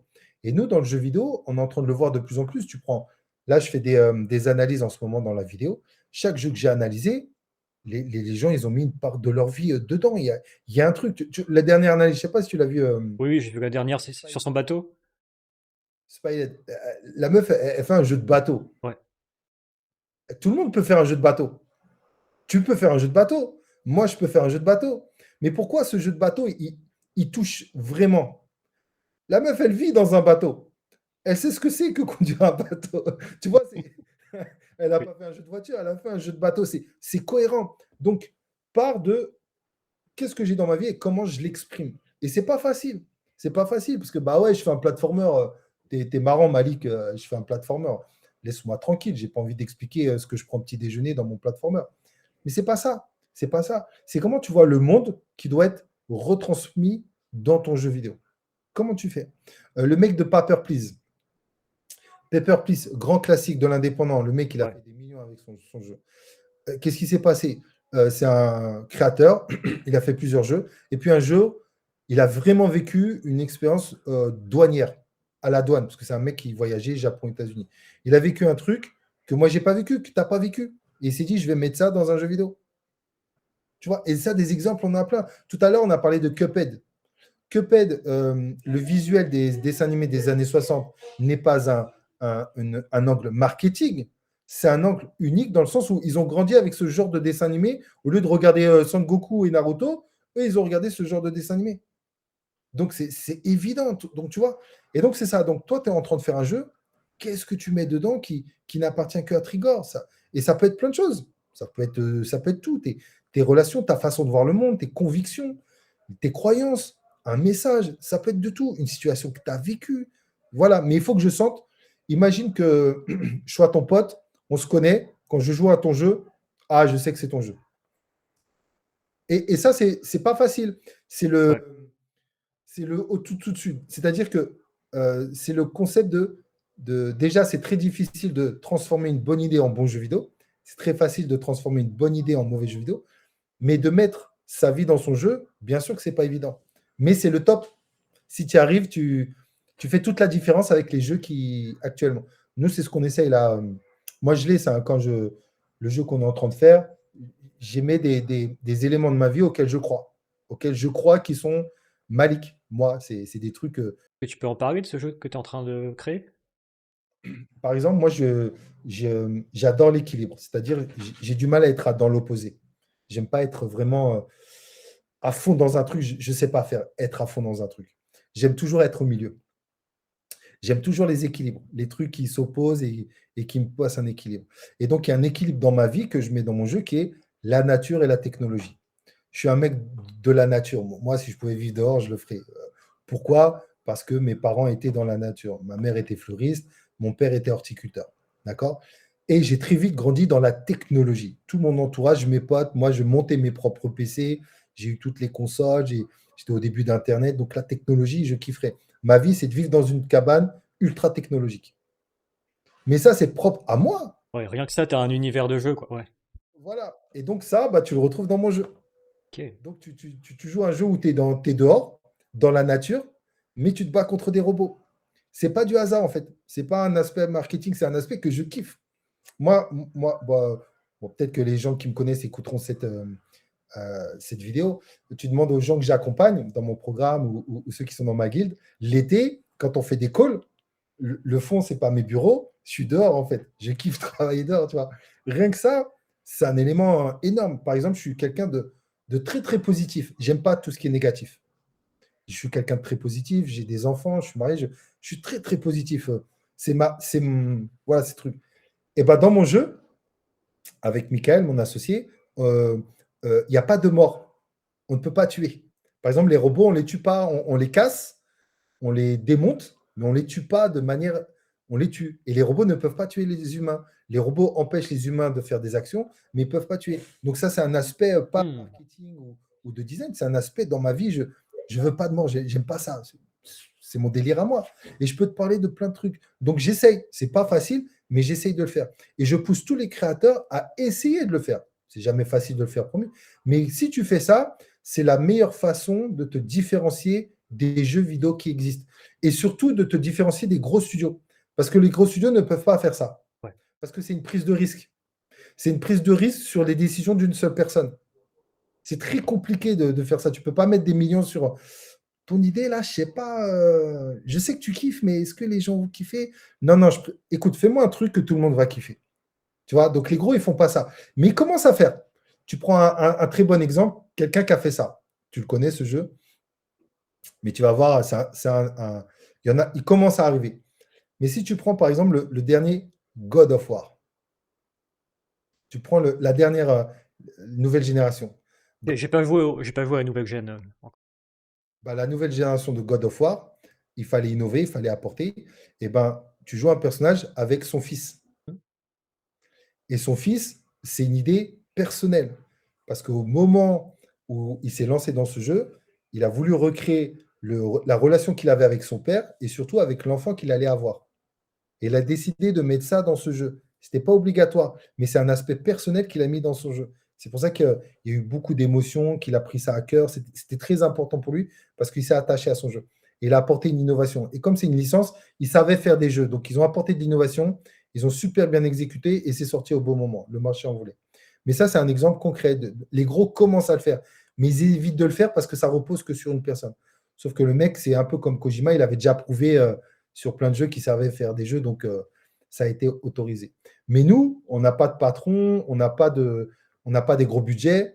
Faites un truc qui ne ressemble qu'à vous. C'est la seule manière de vous différencier et de donner aux joueurs quelque chose de totalement différent et de leur donner envie d'acheter votre jeu vidéo. OK, OK, super, super conclusion. Est-ce que tu comprends mieux ce que je veux dire? Ah bah, je vibre avec ce que tu dis et en même temps, enfin, c'est marrant, mettre de soi dans son jeu. Le jeu vidéo est un moyen aussi d'exprimer sa personnalité. C'est la base. On fait des jeux vidéo parce qu'on a envie de s'exprimer. On a envie de s'exprimer. C'est la base de l'artistique. Il y a 99% de consommateurs, il y a 1% d'artistes. Et nous, on fait partie de ces 1%. On a envie de s'exprimer. Les gens qui font des jeux vidéo, c'est parce qu'ils ont envie de s'exprimer. Ouais, moi aussi, j'ai des idées. Ouais, j'ai vu cette idée, je pense que je peux mieux faire. Ouais, moi, j'ai des choses à dire, je vais le faire. Ouais, moi, j'ai envie de créer, je m'exprime.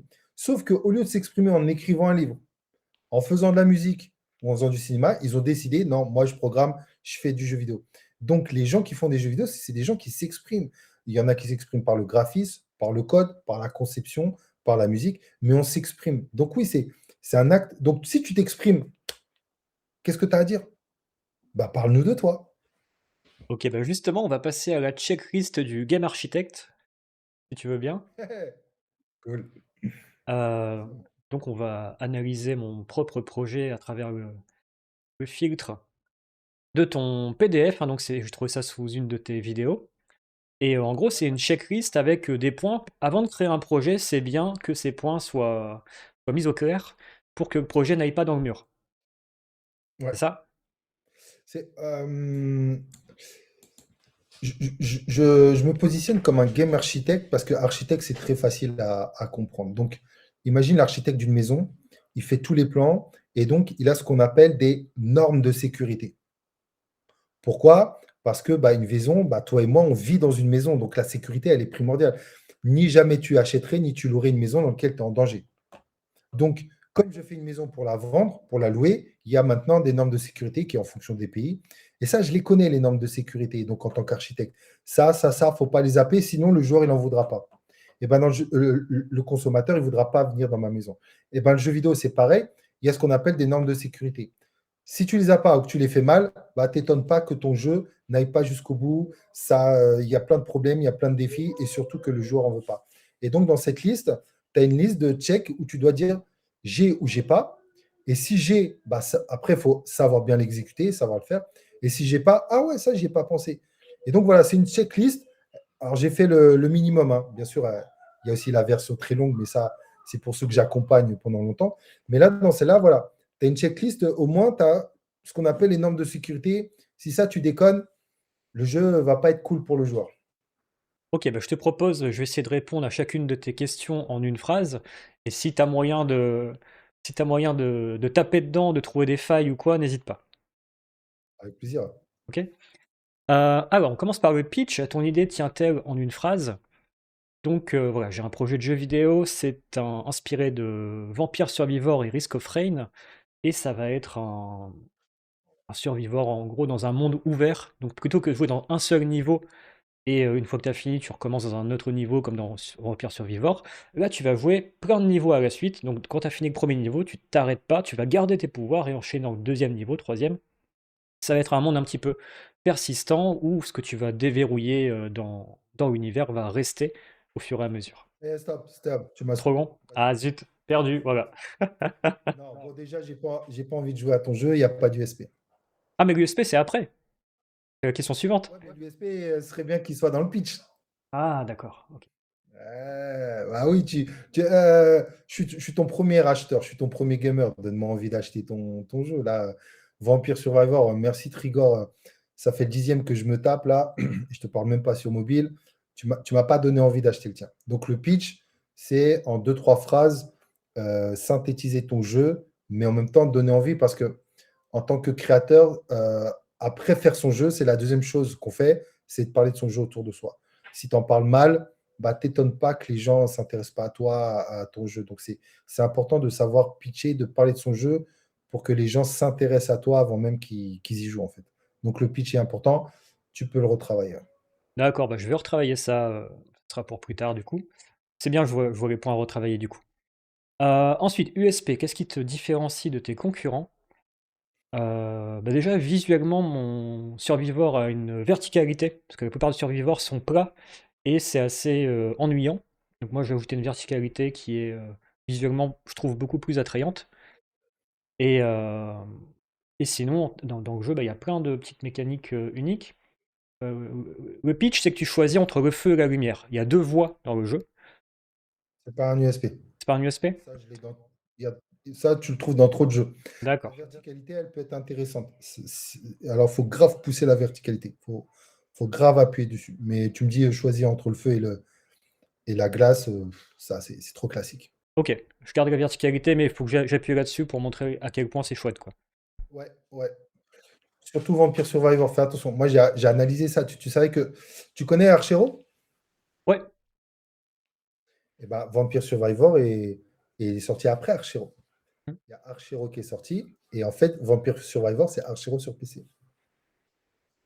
Oui, oui, dans un sens, oui. Donc, tu vois? Sauf que son USP, tu vois, Archero, il est dans un carré. D'accord? Tu peux aller ni à gauche, ni à droite, ni en haut. Mais par contre, le bonhomme, voilà, ça, on te tire dessus. Et ben, j'ai pris ça et je l'ai mis sur PC. J'ai écarté les écrans. Et là, tu as un Archero sur PC. Et à l'époque, on n'avait jamais vu ça. C'est une des raisons du succès de Vampire Survivor. Parce que c'était totalement innovant à l'époque. On n'avait jamais joué à un jeu comme ça sur PC, avec le système de jackpot où tu as trois choix. On n'avait jamais vu ça sur PC avant. Voilà, encore une nouvelle expérience. Maintenant, c'est devenu classique, basique, tout le monde l'a. Mais à l'époque, il faut revenir. En fait, à chaque gros succès de jeu vidéo, dites-vous toujours, il y a eu une innovation au début, que maintenant on ne le voit plus. Mais Survivor était une grosse innovation sur PC à l'époque. Donc, il faut que tu arrives avec une grosse innovation dans le Vampire Survivor. Ok, donc USP à retravailler.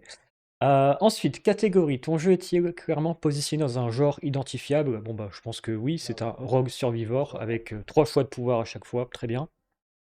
Très bien. Donc là, les gens vont reconnaître très vite. Voilà. Et c'est d'autant plus que tu dois faire attention à l'USP parce que ton jeu, Steam va le mettre devant les yeux des gens qui aiment Vampire Survivor. Parce qu'eux, ils savent. Ils Ouais. vont le mettre devant leurs yeux.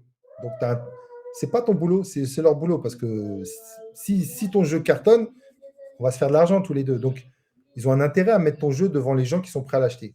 Mais pour que les gens soient prêts à l'acheter, il faut qu'ils voient dans ton Vampire Survivor, c'est-à-dire des jeux qu'ils ont déjà joué à des Vampire Survivor, qu'est-ce que tu apportes de différent. Et là, c'est pas assez poussé. Là.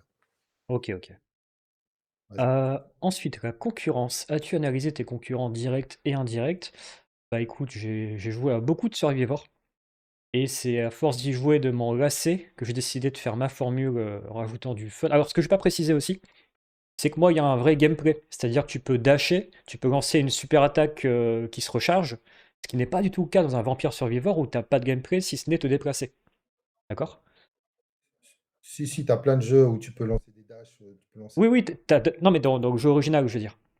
Ensuite, effectivement, dans Rogue Genesia, ils ont ajouté le dash. Mais sinon, la plupart des Survivors, il n'y a quasiment pas de T'es pas un gameplay. concurrent de T'es De pas quoi? le concurrent de Vampire Survivor, tu es un concurrent de tous les Vampire Survivor. Oui. Donc, en fait, tu n'as pas analysé la concurrence parce que tu l'as pas dit le mot. Tu l'as pas analysé, tu as joué à tous les. Il y a joué et analysé, c'est pas pareil. Est-ce que tu as fait un C'est tableau de c'est quoi la ce que tu différence? dois retrouver? Bah, analyser, c'est rationaliser. C'est vraiment dans un cahier. Est-ce que tu as marqué les éléments, les codes d'un Vampire Survivor que tu dois avoir obligatoirement dans ton jeu? Est-ce que tu as fait ce que tu n'aimes pas dans les Vampire Survivor? Parce que ce que tu n'aimes pas dans les Vampire Survivor, tu ne dois pas le mettre dans ton jeu. Donc, tu sais ce qu'il ne faut pas faire. Et ensuite, qu'est-ce qui manque dans ces Vampire Survivor? Et ça, c'est une zone d'opportunité. Donc, il faut vraiment que tu le fasses, que tu l'analyses. Par exemple, ton prix aussi. Ton prix, il devrait être clair parce que tu as analysé et tu sais où tu te situes. Et je pense que tu l'as déjà fait. Donc, il faut vraiment que tu analyses. Et c'est en analysant que tu trouves ton USP. C'est un moment où tu te dis, ah ouais, c'est pas Ok. un petit truc en plus, c'est vraiment totalement différent. Et la meilleure de. Bah, un truc pour répondre à ça, c'est quand même quand j'ai analysé les concurrents, j'ai remarqué que la plupart des survivors étaient beaucoup trop complexes, avec trop de statistiques à l'écran, tu gagnes 2,73% de chance. On s'en bat les couilles en fait. Enfin, moi, quand je joue, je veux pas prendre. Enfin, je suis dans le feu de l'action. Je veux pas prendre sur pause pour faire des équations dans ma tête. C'est pour ça que dans mon choix de pouvoir, il n'y a aucune description. C'est que du graphisme. Tu choisis une hache ou un machin, et c'est que à l'intuition. Tu vois? Donc j'ai simplifié environ un truc que je n'aimais pas du tout. Ouais, mais Euh, ça va poser un problème dans une question suivante, c'est qui tu cibles. Si tu me dis les hardcore gamers, t'as tout faux. Si tu me dis, je cible pas les hardcore gamers. Je cible bah, les fans de Vampire Survivor et Risk of Rain, on va dire. voilà, donc ça veut dire que tu t'adresses à des gens qui ont fumé le jeu et tu vas. Pas forcément, parce que, alors je vais te dire un truc. Si, tu t'adresses à des gens qui ont joué à Vampire Survivor, Oui, ils jouent, mais, ils mais, vont mais, acheter. mais c'est pas parce qu'ils jouent qu'ils ont fumé le jeu, tu vois. Non, mais bah si, ils y ont joué, ils ont grave kiffé. Sinon, ils achèteront, ils vont même pas être attirés par le tien. Ils ont joué à Vampire Survivor, ça veut pas dire qu'ils l'ont fini, peut-être pas fini, mais ils ont joué plusieurs heures, ils ont grave kiffé. Oui, C'est pour voilà, ça, genre, ils d'accord. vont rejouer plus tard. Ils aiment bien ce concept. Mhm. Et puis, un jour, ils vont traîner sur Steam, ils vont voir ton jeu. Il faut absolument qu'ils te différencient avec Vampire Survivor. C'est là où l'importance de l'USP, tu vois. Ok. On continue sur la cible. Sais-tu exactement. Non, ça on l'a déjà fait du coup. Donc j'ai dit les fans de Survivor et de Par Risk exemple, of Rain. ouais, par exemple, tu as bien dit. Donc, si tu t'adresses à des gens qui jouent déjà à du Vampire Survivor, tu pourras faire un tuto très léger. Parce que tu n'as pas Ouais, besoin de tout leur expliquer. ouais, en fait, Ils savent déjà c'est exactement. important. Donc, c'est une bonne cible. Donc, en fonction de ta cible, tu ne vas pas faire le même jeu. Tu ne vas pas faire le même visuel, tu vas pas faire le même tuto, tu ne vas pas faire le même challenge. Voilà. Donc, voilà. Si tu t'adresses à ceux qui aiment Vampire Survivor, tu peux alléger le tuto. C'est un bon exemple. Je pense même supprimer le tuto simplement dans le jeu. Enfin, j'ai vu ça sur un jeu récemment. Il n'y a pas de tuto, c'est juste que quand tu joues, bah, c'était dans Megabonk justement. Quand tu lances une nouvelle game, à chaque fois, il te remet A pour sauter, B pour glisser, etc. C'est très léger, très minimaliste, et c'est suffisant finalement, je trouve. Ouais, alors il y a tuto et tuto. Donc, c'est Megamong, ils ont fait ce qu'on appelle un tuto invisible. Mhm. Tu le vois pas. Et c'est le plus dur à faire, mais c'est ce qu'il faut faire. C'est-à-dire que tu crois qu'il n'y a pas de tuto, mais il y a un tuto en fait. Il y a une réflexion. Tu as joué par exemple à Hollow Knight le dernier? J'ai testé jusqu'au début. Tu sens qu'il n'y a pas de tuto. Il n'y a pas de tuto. Voilà. Sauf qu'il y a un vrai. Sauf qu'il y a un tuto, bien sûr. Ouais, ouais, bien sûr. Les concepteurs ont pensé de manière à ce que le joueur joue tout de suite, mais de manière instinctive. Et le level design, puisque la base des Metroidvania, c'est les level design, il est fait pour que le joueur comprenne comment sauter, comment casser une porte, comment tuer un ennemi. Voilà, et ça suffit. Ouais. Donc dans ton jeu, voilà, Megamonk, c'était pareil, c'est un très bon tuto, c'est des tutos invisibles. Et dans ton jeu, tu peux faire un tuto invisible, c'est de la conception. Ok, ok. Ensuite, on passe sur le prix. Sais-tu où se situe ton jeu dans le marché? Je pense que mon jeu est cher par rapport aux autres jeux du marché. Ouais. Après, bah, vaut mieux mettre un jeu cher au début, puis au pire baisser son prix ou faire des promos, que l'inverse, parce que tu pourras pas rehausser le prix de ton jeu, je crois, sur Steam. Ouais, mais il faut que tu sois à l'aise avec la qualité de ton jeu aussi. Parce que Oui, si oui, oui. tu mets un jeu à 20 balles, mais qu'il n'est pas si bien que ça, tu vas te faire défoncer au niveau des avis. Ouais, bah après, je suis assez confiant. En fait, Voilà. pour te donner un exemple, mon jeu précédent, il avait une durée de vie de 1 heure. Et c'est un jeu que je vends à 9 balles. Et quasiment, enfin, j'ai que des commentaires positifs et quasiment aucun demande de remboursement, si tu veux. Le prix n'est pas en fonction du temps de jeu, hein, attention. Oui, Le prix il est en fonction de l'expérience que tu proposes. Encore un bon exemple de Spylet. Tu le finis en moins d'une heure, mais l'expérience, tu n'avais jamais vu jouer à un jeu cosy comme ça. Donc, peu importe le prix, j'ai kiffé y jouer en fait. Donc, si ça dure 1 heure, mais que tu me proposes une super belle expérience, 20 euros, il n'y a pas de problème, je ne te demande pas remboursement. hmm. Et puis il y a aussi un scénario dans le jeu, avec des personnages qui discutent, et ça c'est assez rare dans les survivors. Et, Ok. et donc, Ouais, mais ouais, est-ce que j'ai envie de jouer à ton jeu parce que ouais, il y a des personnages qui discutent? non pas forcément. Mais je sais que c'est pas ça que je dois mettre en avant, mais je sais que ça va faire partie de la valeur ajoutée cachée qui vont surprendre le joueur, tu vois. D'accord. Un USP ne surprend pas puisque tu le montres dès le début. Oui, oui, donc c'est pas un USP. Un USP, il donne envie. Ok, Ok. vas-y, mais le prix, ouais, le prix reste. Mieux vaut le faire à 20 euros qu'à 9 euros. On continue la mécanique principale. Sais-tu ce que le joueur fait 80% du temps? Ben, il tabasse des ennemis, il fuit sur la map, il cherche des power-up, il choisit des pouvoirs. Voilà, ça. Ouais. Vraiment, c'est il se déplace. De quoi? Il se déplace. Il se déplace, mais aussi il cible, parce qu'on peut choisir l'orientation des pouvoirs. Voilà. Et ben, ces deux choses, se déplacer et cibler, tu fais rien d'autre que travailler dessus jusqu'à ce que ce soit vraiment, vraiment intuitif, fun, naturel. C'est les mécaniqueurs, voilà, le joueur il fait que se déplacer. Donc imagine si c'est pas cool de se déplacer, ton jeu, tu as beau avoir des bonnes idées, il est mort à la pluie. Et ça, c'est l'erreur que tout jeune créateur fait, puisque on a plein d'idées, donc on veut avancer, on veut avancer. On n'optimise pas assez le plus important qui est dans ton jeu, le déplacement et visée. Ça, Trigor, prends-toi vraiment, vraiment la tête. Il faut que ça, ce soit cool. Et le reste, ça passe. Si c'est pas cool, ça sert à rien. Donc voilà, tu sais où tu dois mettre ton temps et ton énergie en priorité. Entièrement d'accord. Sais-tu comment se gagne ton jeu? Alors là, c'est le point où je suis le plus. Dans un dans un survivor, en fait, on passe plus souvent notre temps à mourir et recommencer qu'à gagner finalement. Mais ouais, théoriquement, tu gagnes le jeu bah, quand tu finis d'avoir enchaîné tous les niveaux et que tu arrives à la dernière séquence, la dernière scène du scénario. Mais il y a aussi la progression, tu sais, même quand tu perds, tu déverrouilles plein de trucs au fur et à mesure. Donc tu vas mettre ce qu'on appelle un système de roguelike. Donc là, Mhm.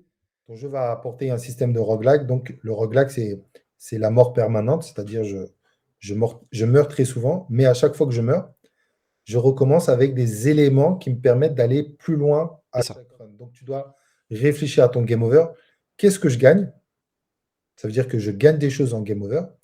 Et ce que je gagne me permet, effectivement, dans mon hub, d'acheter des choses qui me permettent cette fois d'aller encore un peu plus loin. Donc, voilà, il faut que tu réfléchisses très bien à ça parce que tu as un système de roguelike. Si ça, c'est mal fait, c'est-à-dire si le joueur il recommence et qu'il ne sent pas une amélioration, une progression, c'est bon, tu es mort. Hmm. Donc, tu dois bien développer ton système économique de roguelike. Voilà, c'est très bien.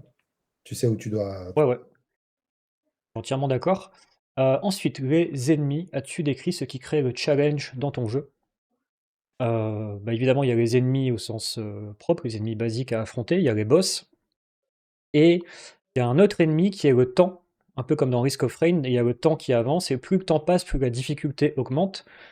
Donc il va falloir se battre un peu contre le temps et choper le max de pouvoir et d'items sur la map en le moins de temps possible, parce que sinon on se fait envahir d'une horde d'ennemis ingérables.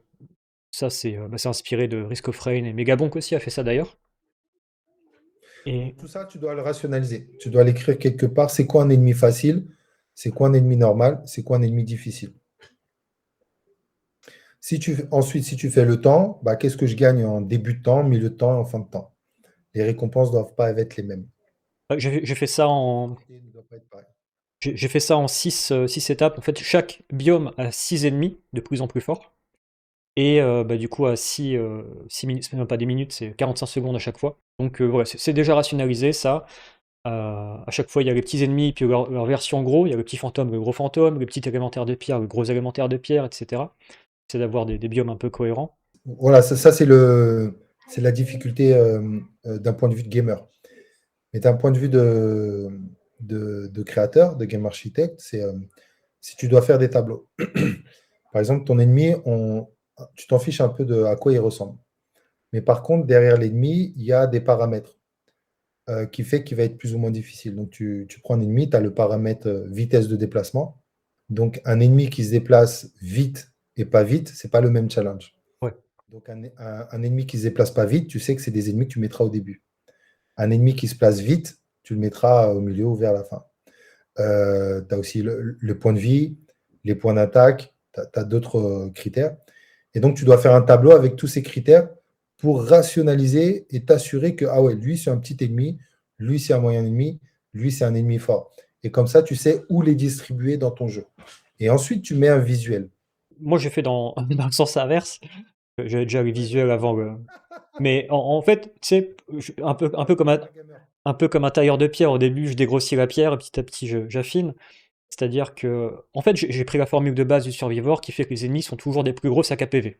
Ça, c'est la base. Et ensuite, je vais faire en sorte que, par exemple, le deuxième ennemi, bah, oui, il va te faire une attaque kamikaze. Le troisième ennemi, il va pouvoir te courir dessus. Le- Tu vois? Le quatrième ennemi, il te fait une attaque laser. T'as un comportement de gamer, là. T'as pas Ah, un comportement rationnel. bah, c'est quoi alors que tu racontes? Je comprends pas ce que tu racontes. Ouais, mais ce que je te propose, c'est, je te ferai une vidéo là-dessus. En fait, Comme je viens de te dire, il faut que tu rationalises, faut que tu oublies le visuel. Il faut que tu parles que fonctionnel. C'est-à-dire que faut faire la distinction entre difficulté et challenge. La difficulté, c'est ce que tu viens de dire. Plus j'avance et plus mon jeu il est difficile. Mais en fait, si c'est juste rajouter des ennemis plus forts et plus d'ennemis, le joueur il va s'ennuyer. Parce que Non, non, c'est des nouveaux challenges parce que c'est des nouvelles manières de jouer. C'est ça que je dis. ouais, mais on parle pas de ça. On parle pas de diversité. Jouer d'une autre manière, c'est de la diversité. D'accord. C'est pas du challenge. Mais t'entends quoi par Donc, challenge? eh ben, il faut que tu rationalises mon challenge à moi. C'est-à-dire, qu'est-ce que je dois faire moi en tant que joueur pour tuer un ennemi à toi? Je vais te donner un exemple concret. Tu m'as dit qu'il faut que je vise. Mhm. Si la taille de l'ennemi est plus gros, est-ce que c'est plus facile de le viser que s'il est plus petit?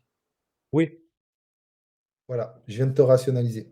On s'en fiche du visuel, mais je viens de te rationaliser. C'est-à-dire que au début, pour le joueur, je vais lui mettre des gros parce que c'est plus facile pour lui de viser. Mais plus le jeu il avance et plus les ennemis seront plus petits. Parce que plus ils sont petits, plus c'est difficile à viser. Tu vois le d'accord. challenge? Parce que toi, en tant que gamer, tu aurais fait plus ils sont gros, plus ils sont forts. Moi, je viens de te montrer l'inverse. Parce Euh, que Oui, d'accord, ok. la taille de ton ennemi, ça challenge ma précision. Donc, je dois être très précis. Je dois avoir du réflexe. Donc, plus il est gros, plus c'est facile, en fait. En théorie. Contrairement à ce que tu crois. Oui, mais tu veux. Parce que tu as un point de vue de gamer.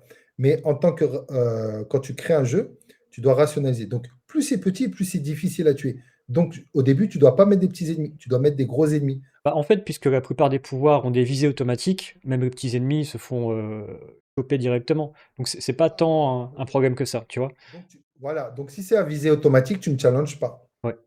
C'est automatique. Donc, C'est pour ça que la taille de tes ennemis n'a aucun impact. oui, quasiment aucun impact, ouais. Bah voilà. Donc, le C'est- challenge, il est ailleurs. La taille de tes ennemis, on s'en fiche. C'est pas du challenge. Après, la taille des ennemis fait que quand il y en a beaucoup, bah, t'as plus beaucoup d'endroits pour t'enfuir, tu vois. Ah, tu vois. Donc, voilà. Là, tu challenges pas ma visée, mais mon déplacement. Oui, C'est-à-dire que si je suis dans une zone où c'est libre, c'est facile. Je fais ce que je veux, je vais où je veux. Mais on s'en fiche de la grosseur. Mais par contre, si tu diminues si tu diminues la zone dans mon jeu, là, bah, c'est plus difficile. Donc, c'est ça que tu dois challenger au joueur. C'est-à-dire, au début, peu importe les monstres, il faut que je lui donne de la liberté. Et plus il avance, et moins il a de liberté. c'est Et ça. ça, c'est le propre des Vampire Survivor. Ouais. Bah, tu vois, je t'ai bien montré, il est où ton challenge. Donc, tes ennemis, on s'en fiche de à quoi ils ressemblent. Mhm. Tu dois penser, OK, mes ennemis doivent lui enlever de plus en plus de place au fur et à mesure qu'il joue. Et c'est ça le challenge. Ouais. Et du coup, c'est pas tant les ennemis en tant qu'individu, mais en tant que horde. Et c'est pour ça qu'il y a cet effet de.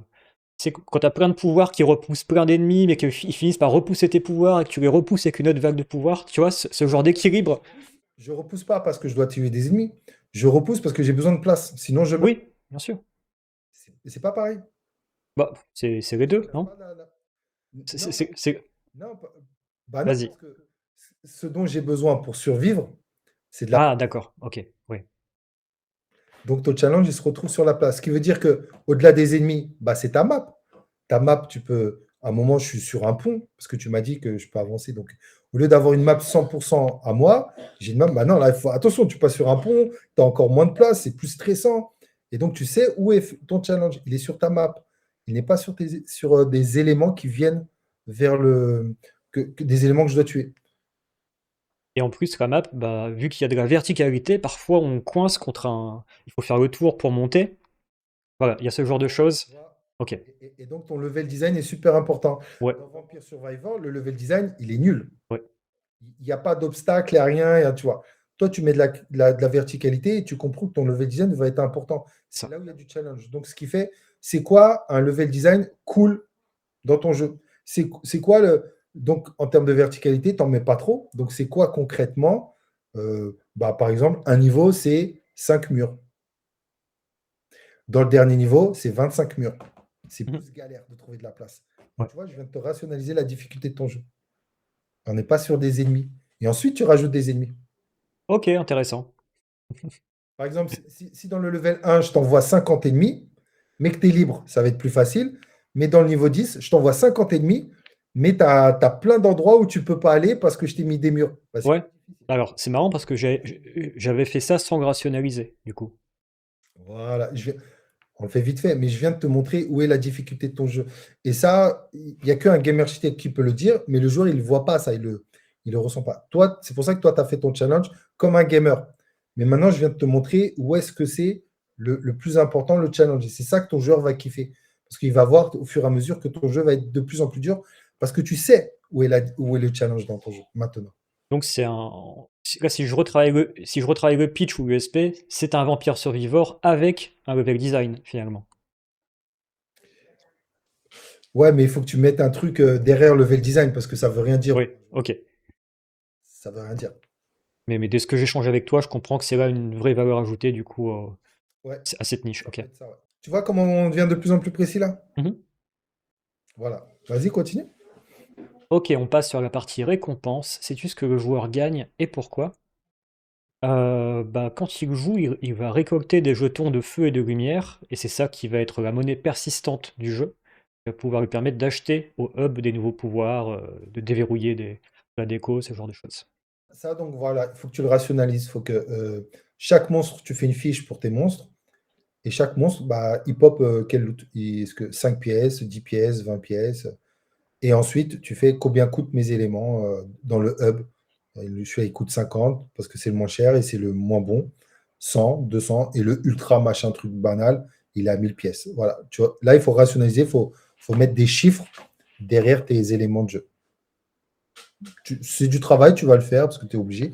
Et voilà. Bah, c'est déjà le cas, j'ai déjà un bestiaire avec, quand tu as tué 100 ennemis, tu peux déverrouiller un pouvoir, Bah, est-ce que tu es capable de me dire l'ennemi le plus basique, le plus simple que j'ai au début, il me fait tomber combien de pièces? bah, les ennemis font tomber des cristaux et un Donne-moi un chiffre. un cristal et le premier il a 65 de chance de faire tomber un cristal. Le deuxième ennemi 55. Et ben ça, tu viens de rationaliser là. D'accord. C'est-à-dire que tu as mis des chiffres derrière des actions. Et tout ça, c'est déjà dans un tableau qui est intégré au jeu. Et ce tableau, il va être super important parce que quand tu vas être en période de playtest, tu vas voir que tes chiffres ne sont pas équilibrés. Oui. Mais par contre, tu vas de manière très rapide savoir ce qui ne va pas. Tu vois, tu viens de me dire, ouais, j'ai changé de 65 à 50. Bah, quand tu vas playtester, si tu vois que oh, le joueur, il a toujours plus, et bah, il te suffit juste de baisser ce que tu viens de faire. C'est très bien. Ça. Tu as rationalisé une partie, c'est très bien. Ensuite, niveau, as-tu défini le chapitre, zone ou étape? Ouais, j'ai défini tous les biomes pour, à la fois pour le minimum possible du jeu. Il y aura 4-5 biomes et basta, et je passe à autre chose. Si vraiment le jeu n'est pas un succès du tout, ce genre de Ouais, choses. ouais. Et en cas de succès, là, je pourrais étendre le jeu jusqu'à 15 biomes. J'ai écrit le scénario, un acte 2, un acte 3, éventuellement. J'aimerais bien aller jusque-là, mais voilà, par rationalité et par prudence, je me focus surtout sur l'acte 1 qui déjà, ouais, déjà qui est un jeu complet. 3, 5. Donc, il faut que les biomes 1, 2, 3, 4, 5 soient vraiment intéressants. Il y a de la diversité, il y a un challenge, que le premier soit pas pareil Mhm. que le 2 soit plus facile que le 3. Donc, ouais, tu as raison de faire ça. Ensuite, game over. Sais-tu ce qui se passe quand le joueur perd? Ouais, tu me dis, Bah, je reviens au début avec les monnaies pour acheter du matériel. soit tu reviens au hub, soit tu appuies sur recommencer directement. Ça, c'est un truc qui m'a été demandé par les premiers testeurs. Pour Ouais, recommencer. bah recommencer la game, enfin, Là où tu es mort? pas là où t'es mort, mais recommencer le Au niveau, si début? tu veux. Ouais. Ah, ok, ouais. D'accord. Ok, ouais. Ça, c'est Et pas mal. j'ai un testeur qui m'a dit: «Ça me fait chier de retourner au hub, non, non, non, je veux recommencer direct, je suis énervé», tu vois? Ouais, ça c'est pour les hardcore, mais il faut pas le faire. Mais Pourquoi faut pas le faire? Trigor, si c'est une seule personne qui te l'a dit, est-ce qu'il faut le faire? Après, j'ai pas eu beaucoup de testeurs privés pour l'instant, hein. Voilà, donc ok. Moi, j'aime bien aussi maintenant recommencer directement, de toute façon. C'est Ouais, vrai que ça ne fait pas sens de retourner à chaque fois au hub si ce que tu veux, c'est juste recommencer, quoi. Ça crée de la friction pour rien. ouais, mais ça veut dire que tu as mal fait ton système de roguelike. C'est-à-dire? C'est-à-dire que le joueur, il doit être content de mourir parce que quand il va mourir, il va se sentir plus fort parce qu'il va recommencer avec des meilleures aptitudes. Si il ressent pas ça, il a envie de faire ce que tu as dit. Bon, bah, le hub, il sert à rien. Vas-y, j'ai envie de recommencer vite fait. Par contre, s'il sait qu'il meurt avec Bah, les éléments et qu'il va recommencer et qu'il va être beaucoup plus fort, il veut pas recommencer tout de suite. moi, ça fait partie des choses que je trouvais chiant dans Hades 1 et 2, c'est de devoir me retaper l'entièreté du hub à chaque fois pour recommencer une partie, alors que parfois, bah, tu pas assez de pièces pour t'acheter des nouveaux pouvoirs, tu vois? Ouais, c'est la base des roguelikes aussi. Ouais, mais voilà, j'ai pas aimé, j'ai viré du coup. Ouais, tu verras. Tu vois, je préfère que le joueur revienne au hub Ok. quand il est certain de pouvoir déverrouiller un truc. Alors, ok. En fait, le choix là que tu fais, il n'est pas mauvais. Tu fais pas un mauvais choix. C'est juste que tu as fait un choix de design Ouais, qui va plaire à certains et qui vont pas plaire à d'autres. ouais, bien sûr. Donc là, tu fais rien de mauvais en fait. C'est pas mauvais. Tu te gourres pas. C'est juste que Trigor a fait un choix parce que pour lui, en tant que créateur, je veux ça. Et je sais que ça va plaire à des gens, mais ça va pas plaire à d'autres. C'est un choix de design. Tu l'assumes, c'est nickel. Ok. Pas dire. Ensuite, on part sur la caméra. Tu choisis la perspective. Oui, bah oui, ça c'est Bah, acté. Oui. la caméra, attention, il y a peut-être un truc chez toi à faire parce que tu as de la verticalité. Donc tu peux choisis bien ta caméra et la caméra, c'est ce qui a apporté l'innovation à Megamonk. C'est une caméra en 3D. Bien sûr, bien sûr. La caméra, c'est pas un petit truc. Réfléchis bien à comment tu veux que le joueur vive l'expérience de ton jeu. Et c'est la caméra. Bah, pour l'instant, je suis très content de cette perspective-là. Et j'aime bien aussi la petite fonctionnalité pour dézoomer, pour voir les points d'intérêt sur la carte. Et Ok. c'est un truc que j'ai pas vu aussi dans d'autres Survivors. Vas-y. Ensuite, direction artistique. Ton mood board est-il clair et cohérent? Pas du tout. Là, Pour quelqu'un qui fait de l'IA, ouais, là, c'est vraiment le point à améliorer. ouais, mais tu peux le faire après. Donc le mood board, ça vient à la fin. Hein. Ensuite, lisibilité, ton jeu est-il compréhensible en 5 secondes? Je pense que oui. Je pense que si tu connais les Survivors, ouais. Ouais, Ça, c'est pas à toi de le dire. oui. Voilà. C'est normal que tu penses que tu dois travailler pour. Et après, tu le présentes à ta communauté. Et nous, c'est ce qu'on fait. Parce que dans notre Discord, tu fais dans ton Discord, tu dis bon, je vous envoie une capture d'écran. Et dites-moi ce que vous voyez. Voilà. Et s'ils utilisent des mots que tu veux retrouver, c'est que c'est bon. Ouais, bah moi je vois quand je publie sur les réseaux, les gens disent ah, c'est comme Megabonk et tout. Je me dis bon, c'est gagné. Ils ont compris un peu de quoi ça parlait, quoi, tu vois. Bah, voilà. C'est qu'est-ce que tu veux que les gens disent de ton jeu. Donc, tu balances des screens et si tu vois qu'ils partent un peu en sucette, qu'ils disent des trucs, ah, mais non, mais non, mais non, c'est pas eux, c'est toi. Tu dois faire en sorte que eux voient ce que tu as envie de voir. Je veux que vous voyez un Vampire Survivor. S'ils ne voient pas ça, il faut que tu Ouais, retravailles. on me dit ça aussi souvent, donc je me dis c'est bon, ça c'est gagné. Ouais, cool. Et enfin, le scope, connais-tu l'ampleur réelle de ton projet? Bah ça, c'est une question que j'ai pas compris. C'est quoi un scope? Ok, ça, bah, c'est pareil, c'est un mot professionnel, il faut que j'enlève. C'est l'ampleur de ton jeu et tu l'as. C'est-à-dire que dans ta tête, tu as 15 niveaux, Ah oui, d'accord. tu vas en faire que 5. Donc c'est très précis, donc c'est nickel. C'est-à-dire tu sais où se finit le jeu. En fait, quand tu commences un jeu, la plupart du temps, c'est pour ça que beaucoup échouent, c'est qu'ils n'ont pas la fin du jeu. Ils ne savent pas quand est-ce que ça se termine. Et un jeu, pour se terminer, il faut que tu sois de manière concrète, mon jeu sera terminé à ce moment-là. Et toi, tu l'as dit, mon jeu sera terminé quand j'aurai les 5 zones où je pourrais faire toute la partie jeu. Voilà, ça, je peux passer sur Steam. Donc tu l'as, ouais, tu as ton Ok. SCOM. Le SCOM, c'est le contenu de ton Ouais, jeu.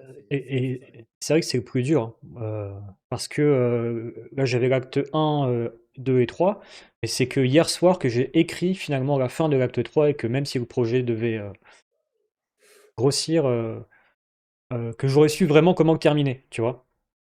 Bah ça, c'est un kiff artistique. C'est-à-dire quand tu sais que tu dois donner que ça, mais que derrière tu écris que ça, c'est du plaisir artistique. Et on en a besoin. Oh, attends, c'est un plaisir. On a une histoire, on a un truc. Mais en tant que producteur, parce que tu es producteur, donc c'est une casquette, c'est une compétence que tu dois acquérir. En tant que producteur, mon but, c'est que mon jeu voit le jour. Mmh. Et donc pour ça, je décide, moi, Trigor, la fin, ça s'arrêtera quand j'aurai les 5 premiers, donc le premier chapitre. Voilà, je ne fais pas les autres de plus. Donc tu peux Ouais. d'ores et déjà arrêter, ne va pas sur le quatrième et le cinquième, sauf en kiff artistique. Mais en tant que producteur, pour Bah, que ça sorte, c'est aussi concentre sur le premier. c'est aussi parce que, bah, puisque je compte sortir le jeu en early access, l'idée c'est que, plus le jeu a du succès, plus je peux pour déverrouiller des nouveaux paliers du jeu, des nouveaux niveaux, des nouveaux héros, Ouais, etc. Je tiens, avant de promettre ça, de savoir où je vais. C'est dans ce sens-là où je te dis ça. d'accord. Alors, si tu veux savoir où tu vas, tu as pas besoin de faire 1, 2, 3, 4, 5 jusqu'à 15, mais juste connaître le 15. Oui, bah là, maintenant c'est fait, de toute façon, j'ai tout mis dans un grand tableau. Nickel. Ok, ok. Et ben, à la fin de ce PDF, il y a marqué, tu viens de faire un pas que 90% des créateurs ne font jamais. Et si vous m'écoutez et que vous êtes en train de créer votre premier jeu amateur ou indépendant, bah, je vous invite à déjà vous abonner à la chaîne de Malik Game Architect et à faire vous aussi cette checklist très intéressante. Je pensais avoir mieux réussi que ça et c'est très bien que Malik a un peu défoncé toutes mes croyances. C'est pour ça que je t'ai invité aussi. C'est classique. Maintenant, tu maîtrises 80% de ton jeu, là. Il y a encore des zones de flou. Euh, Tu vois que la partie que je maîtrise pas, c'est le marketing, finalement, le pitch USP, qu'est-ce que je vais mettre en avant. ouais, ce qui est normal. Ce qui est normal. Donc, ça, voilà. Soit tu ralentis et tu te prends la tête pour mieux le maîtriser, parce que tu veux que ton jeu, il a un impact quand il sort sur Steam. Ouais. Ou soit tu ne te prends pas la tête et tu restes dans l'exécution et tu veux que ton jeu soit sur Steam. Donc, et c'est pas facile. Donc, attends, t'es à ton combien de jeux là? Ça, c'est mon. Enfin, j'ai fait plein de protos, mais ça va être mon troisième vrai jeu sorti. J'en ai sorti un sur Android, un sur PC, là, ça va être le deuxième sur PC. Donc, à chaque jeu, tu t'améliores. Chaque Ouais. jeu, tu deviens meilleur. Et là, tu commences à avoir des attitudes un peu plus pro. Tu fais des démarches professionnelles, tu veux que ça marche, tu te prends la tête. Je sais qu'il y a des moments, c'est compliqué pour toi, tu dors pas, tu veux que ça marche, tu t'es mis de la pression. Donc, tu commences à t'intéresser au joueur. Qu'est-ce que le joueur veut? Tu commences à passer du jeu de Trigor au jeu que le joueur veut. Ouais. Il faut que tu fasses un mélange entre c'est mon jeu, Trigor, c'est moi qui prends mes décisions, je fais mon jeu à moi, mais je veux que mon jeu plaise, donc je dois comprendre mieux les attentes du joueur. Et l'USP, c'est la base. Si ton jeu Vampire Survivor, qui est joué par des millions de joueurs qui jouent déjà à ce genre de jeu et qu'ils vont avoir ton jeu dans leurs yeux, devant leurs yeux, s'il n'y a pas un petit truc qui leur dit, qui leur attise leur curiosité, ton jeu va passer inaperçu, cas classique. Donc, prends-toi la tête plus sur l'USP. C'est peut-être dans la Je, verticalité. je vais me prendre la tête sur l'USP, t'inquiète pas. Voilà, et puis après l'USP, tu vas penser que c'est le bon. Moi, je peux te dire que c'est le bon. Et la meilleure façon de le savoir, c'est de mettre le plus rapidement ton jeu, un petit bout de ton jeu le plus rapidement sur Steam pour que les gamers, ce soit eux qui décident si oui ou non. Tu vois. Là, j'attends toujours que Steam valide ma démo. J'arrête pas de faire des allers-retours avec eux, c'est horrible, ça met du temps. Mais bon. Bah, Steam, voilà, tu multiplies par 1000 si tu vas aller sur PS5. Oh purée. Ok, bon bah on va faire en sorte qu'un éditeur vienne toquer à ma porte en faisant un très bon jeu. Ok. Voilà. Et ben ça aussi, tu me tiens au courant s'il y a des éditeurs, distributeurs qui s'intéressent. Si les gens ne viennent pas vers toi, c'est pas bon signe. Si tu as des éditeurs, distributeurs qui te contactent, c'est bon signe. Ouais, ça marche, je te tiendrai au courant. Et puis, bah, pareil, si tu veux me faire venir sur ta chaîne, c'est avec plaisir. Ouais, N'hésite on fera pas. ça en janvier, février. Ouais, si tu gères bien l'IA, j'ai plein de questions. Comment réussir l'IA? Ok, ça marche. Bah, je pense qu'on a fait le tour. Est-ce que tu aurais un petit mot de la fin pour les créateurs amateurs? Ouais, amateur, c'est cool. Faites-vous plaisir, faites des jeux que vous aimez vraiment, kiffez, exprimez-vous. C'est vos jeux, c'est pas le mien, c'est pas celui à Trigor, faites-vous un kiff. Maintenant, si vous voulez passer dans le monde professionnel, c'est normal de faire plusieurs, d'échouer, d'apprendre, de se former. Il y a des méthodes professionnelles. Il y a des gens qui dépensent pas des millions juste sur une idée. Il y a des concepts, il y a des process et tout ça. Donc voilà, c'est ce qui va vous faire passer du monde amateur professionnel si vous le voulez. Mais si vous ne le voulez pas, faites-vous plaisir, faites-vous un kiff et ça peut marcher. Mais à partir du moment où vous voulez que votre jeu marche, vous êtes obligé de vous savoir les attentes du joueur. C'est normal. C'est comme, en fait, comme nous, en tant que gamer, on a grave kiffé des jeux, mais vous ne le saviez pas, derrière ces jeux, bah, il y a des gens qui ont cherché à vous plaire. Ce qui est normal. On veut que les gens vivent des belles expériences, plaire dans le bon sens. C'est-à-dire pas pour vous faire dépenser de l'argent. Quoique si, moi j'ai de l'argent, je veux le dépenser à partir du moment où le jeu il est bon. vous aussi, Trigor aussi. Donc, il y a des gens qui sont prêts à dépenser de l'argent à condition que votre jeu apporte une super belle nouvelle expérience. Si ce n'est pas le cas, cet argent va aller dans un autre jeu. Donc voilà, si vous voulez vraiment que ça devienne pro, intéressez-vous à la psychologie du gamer, à toute la conception, à tout, voilà, tout ce qui concerne le joueur et pas que le créateur. Bah top, je te remercie du coup pour toute la valeur que tu as apportée en cette vidéo. Ah, merci à toi, Trigor, c'était cool, ça fait plaisir. Ah ouais, c'est fou. Massif. Je pense que je vais adorer me la réécouter, peut-être en coupant les passages où j'ai ouvert la porte au chat. Tu vois, c'est pas normal que dans ton jeu, il n'y a pas un chat, tu vois. C'est prévu, t'inquiète pas. Ouais, t'as compris le truc. Oui, oui, bien sûr. Je te remercie. Bah, Trigor, merci à toi en tout cas. Et peut-être à bientôt aussi pour une prochaine interview, qui sait, peut-être à la sortie du jeu, on fera un bilan, marketing, succès, pas succès, etc. Ce serait marrant. Ah ouais, avec plaisir, avec plaisir. Voilà, bah écoute, je te dis à bientôt. Force à toi, force à vous. Vous retrouverez la chaîne YouTube de Malik en description. Si vous avez des questions, n'hésitez pas à les poser en commentaire. Et je vous dis à bientôt pour la prochaine vidéo, car je vais avoir des annonces à vous faire.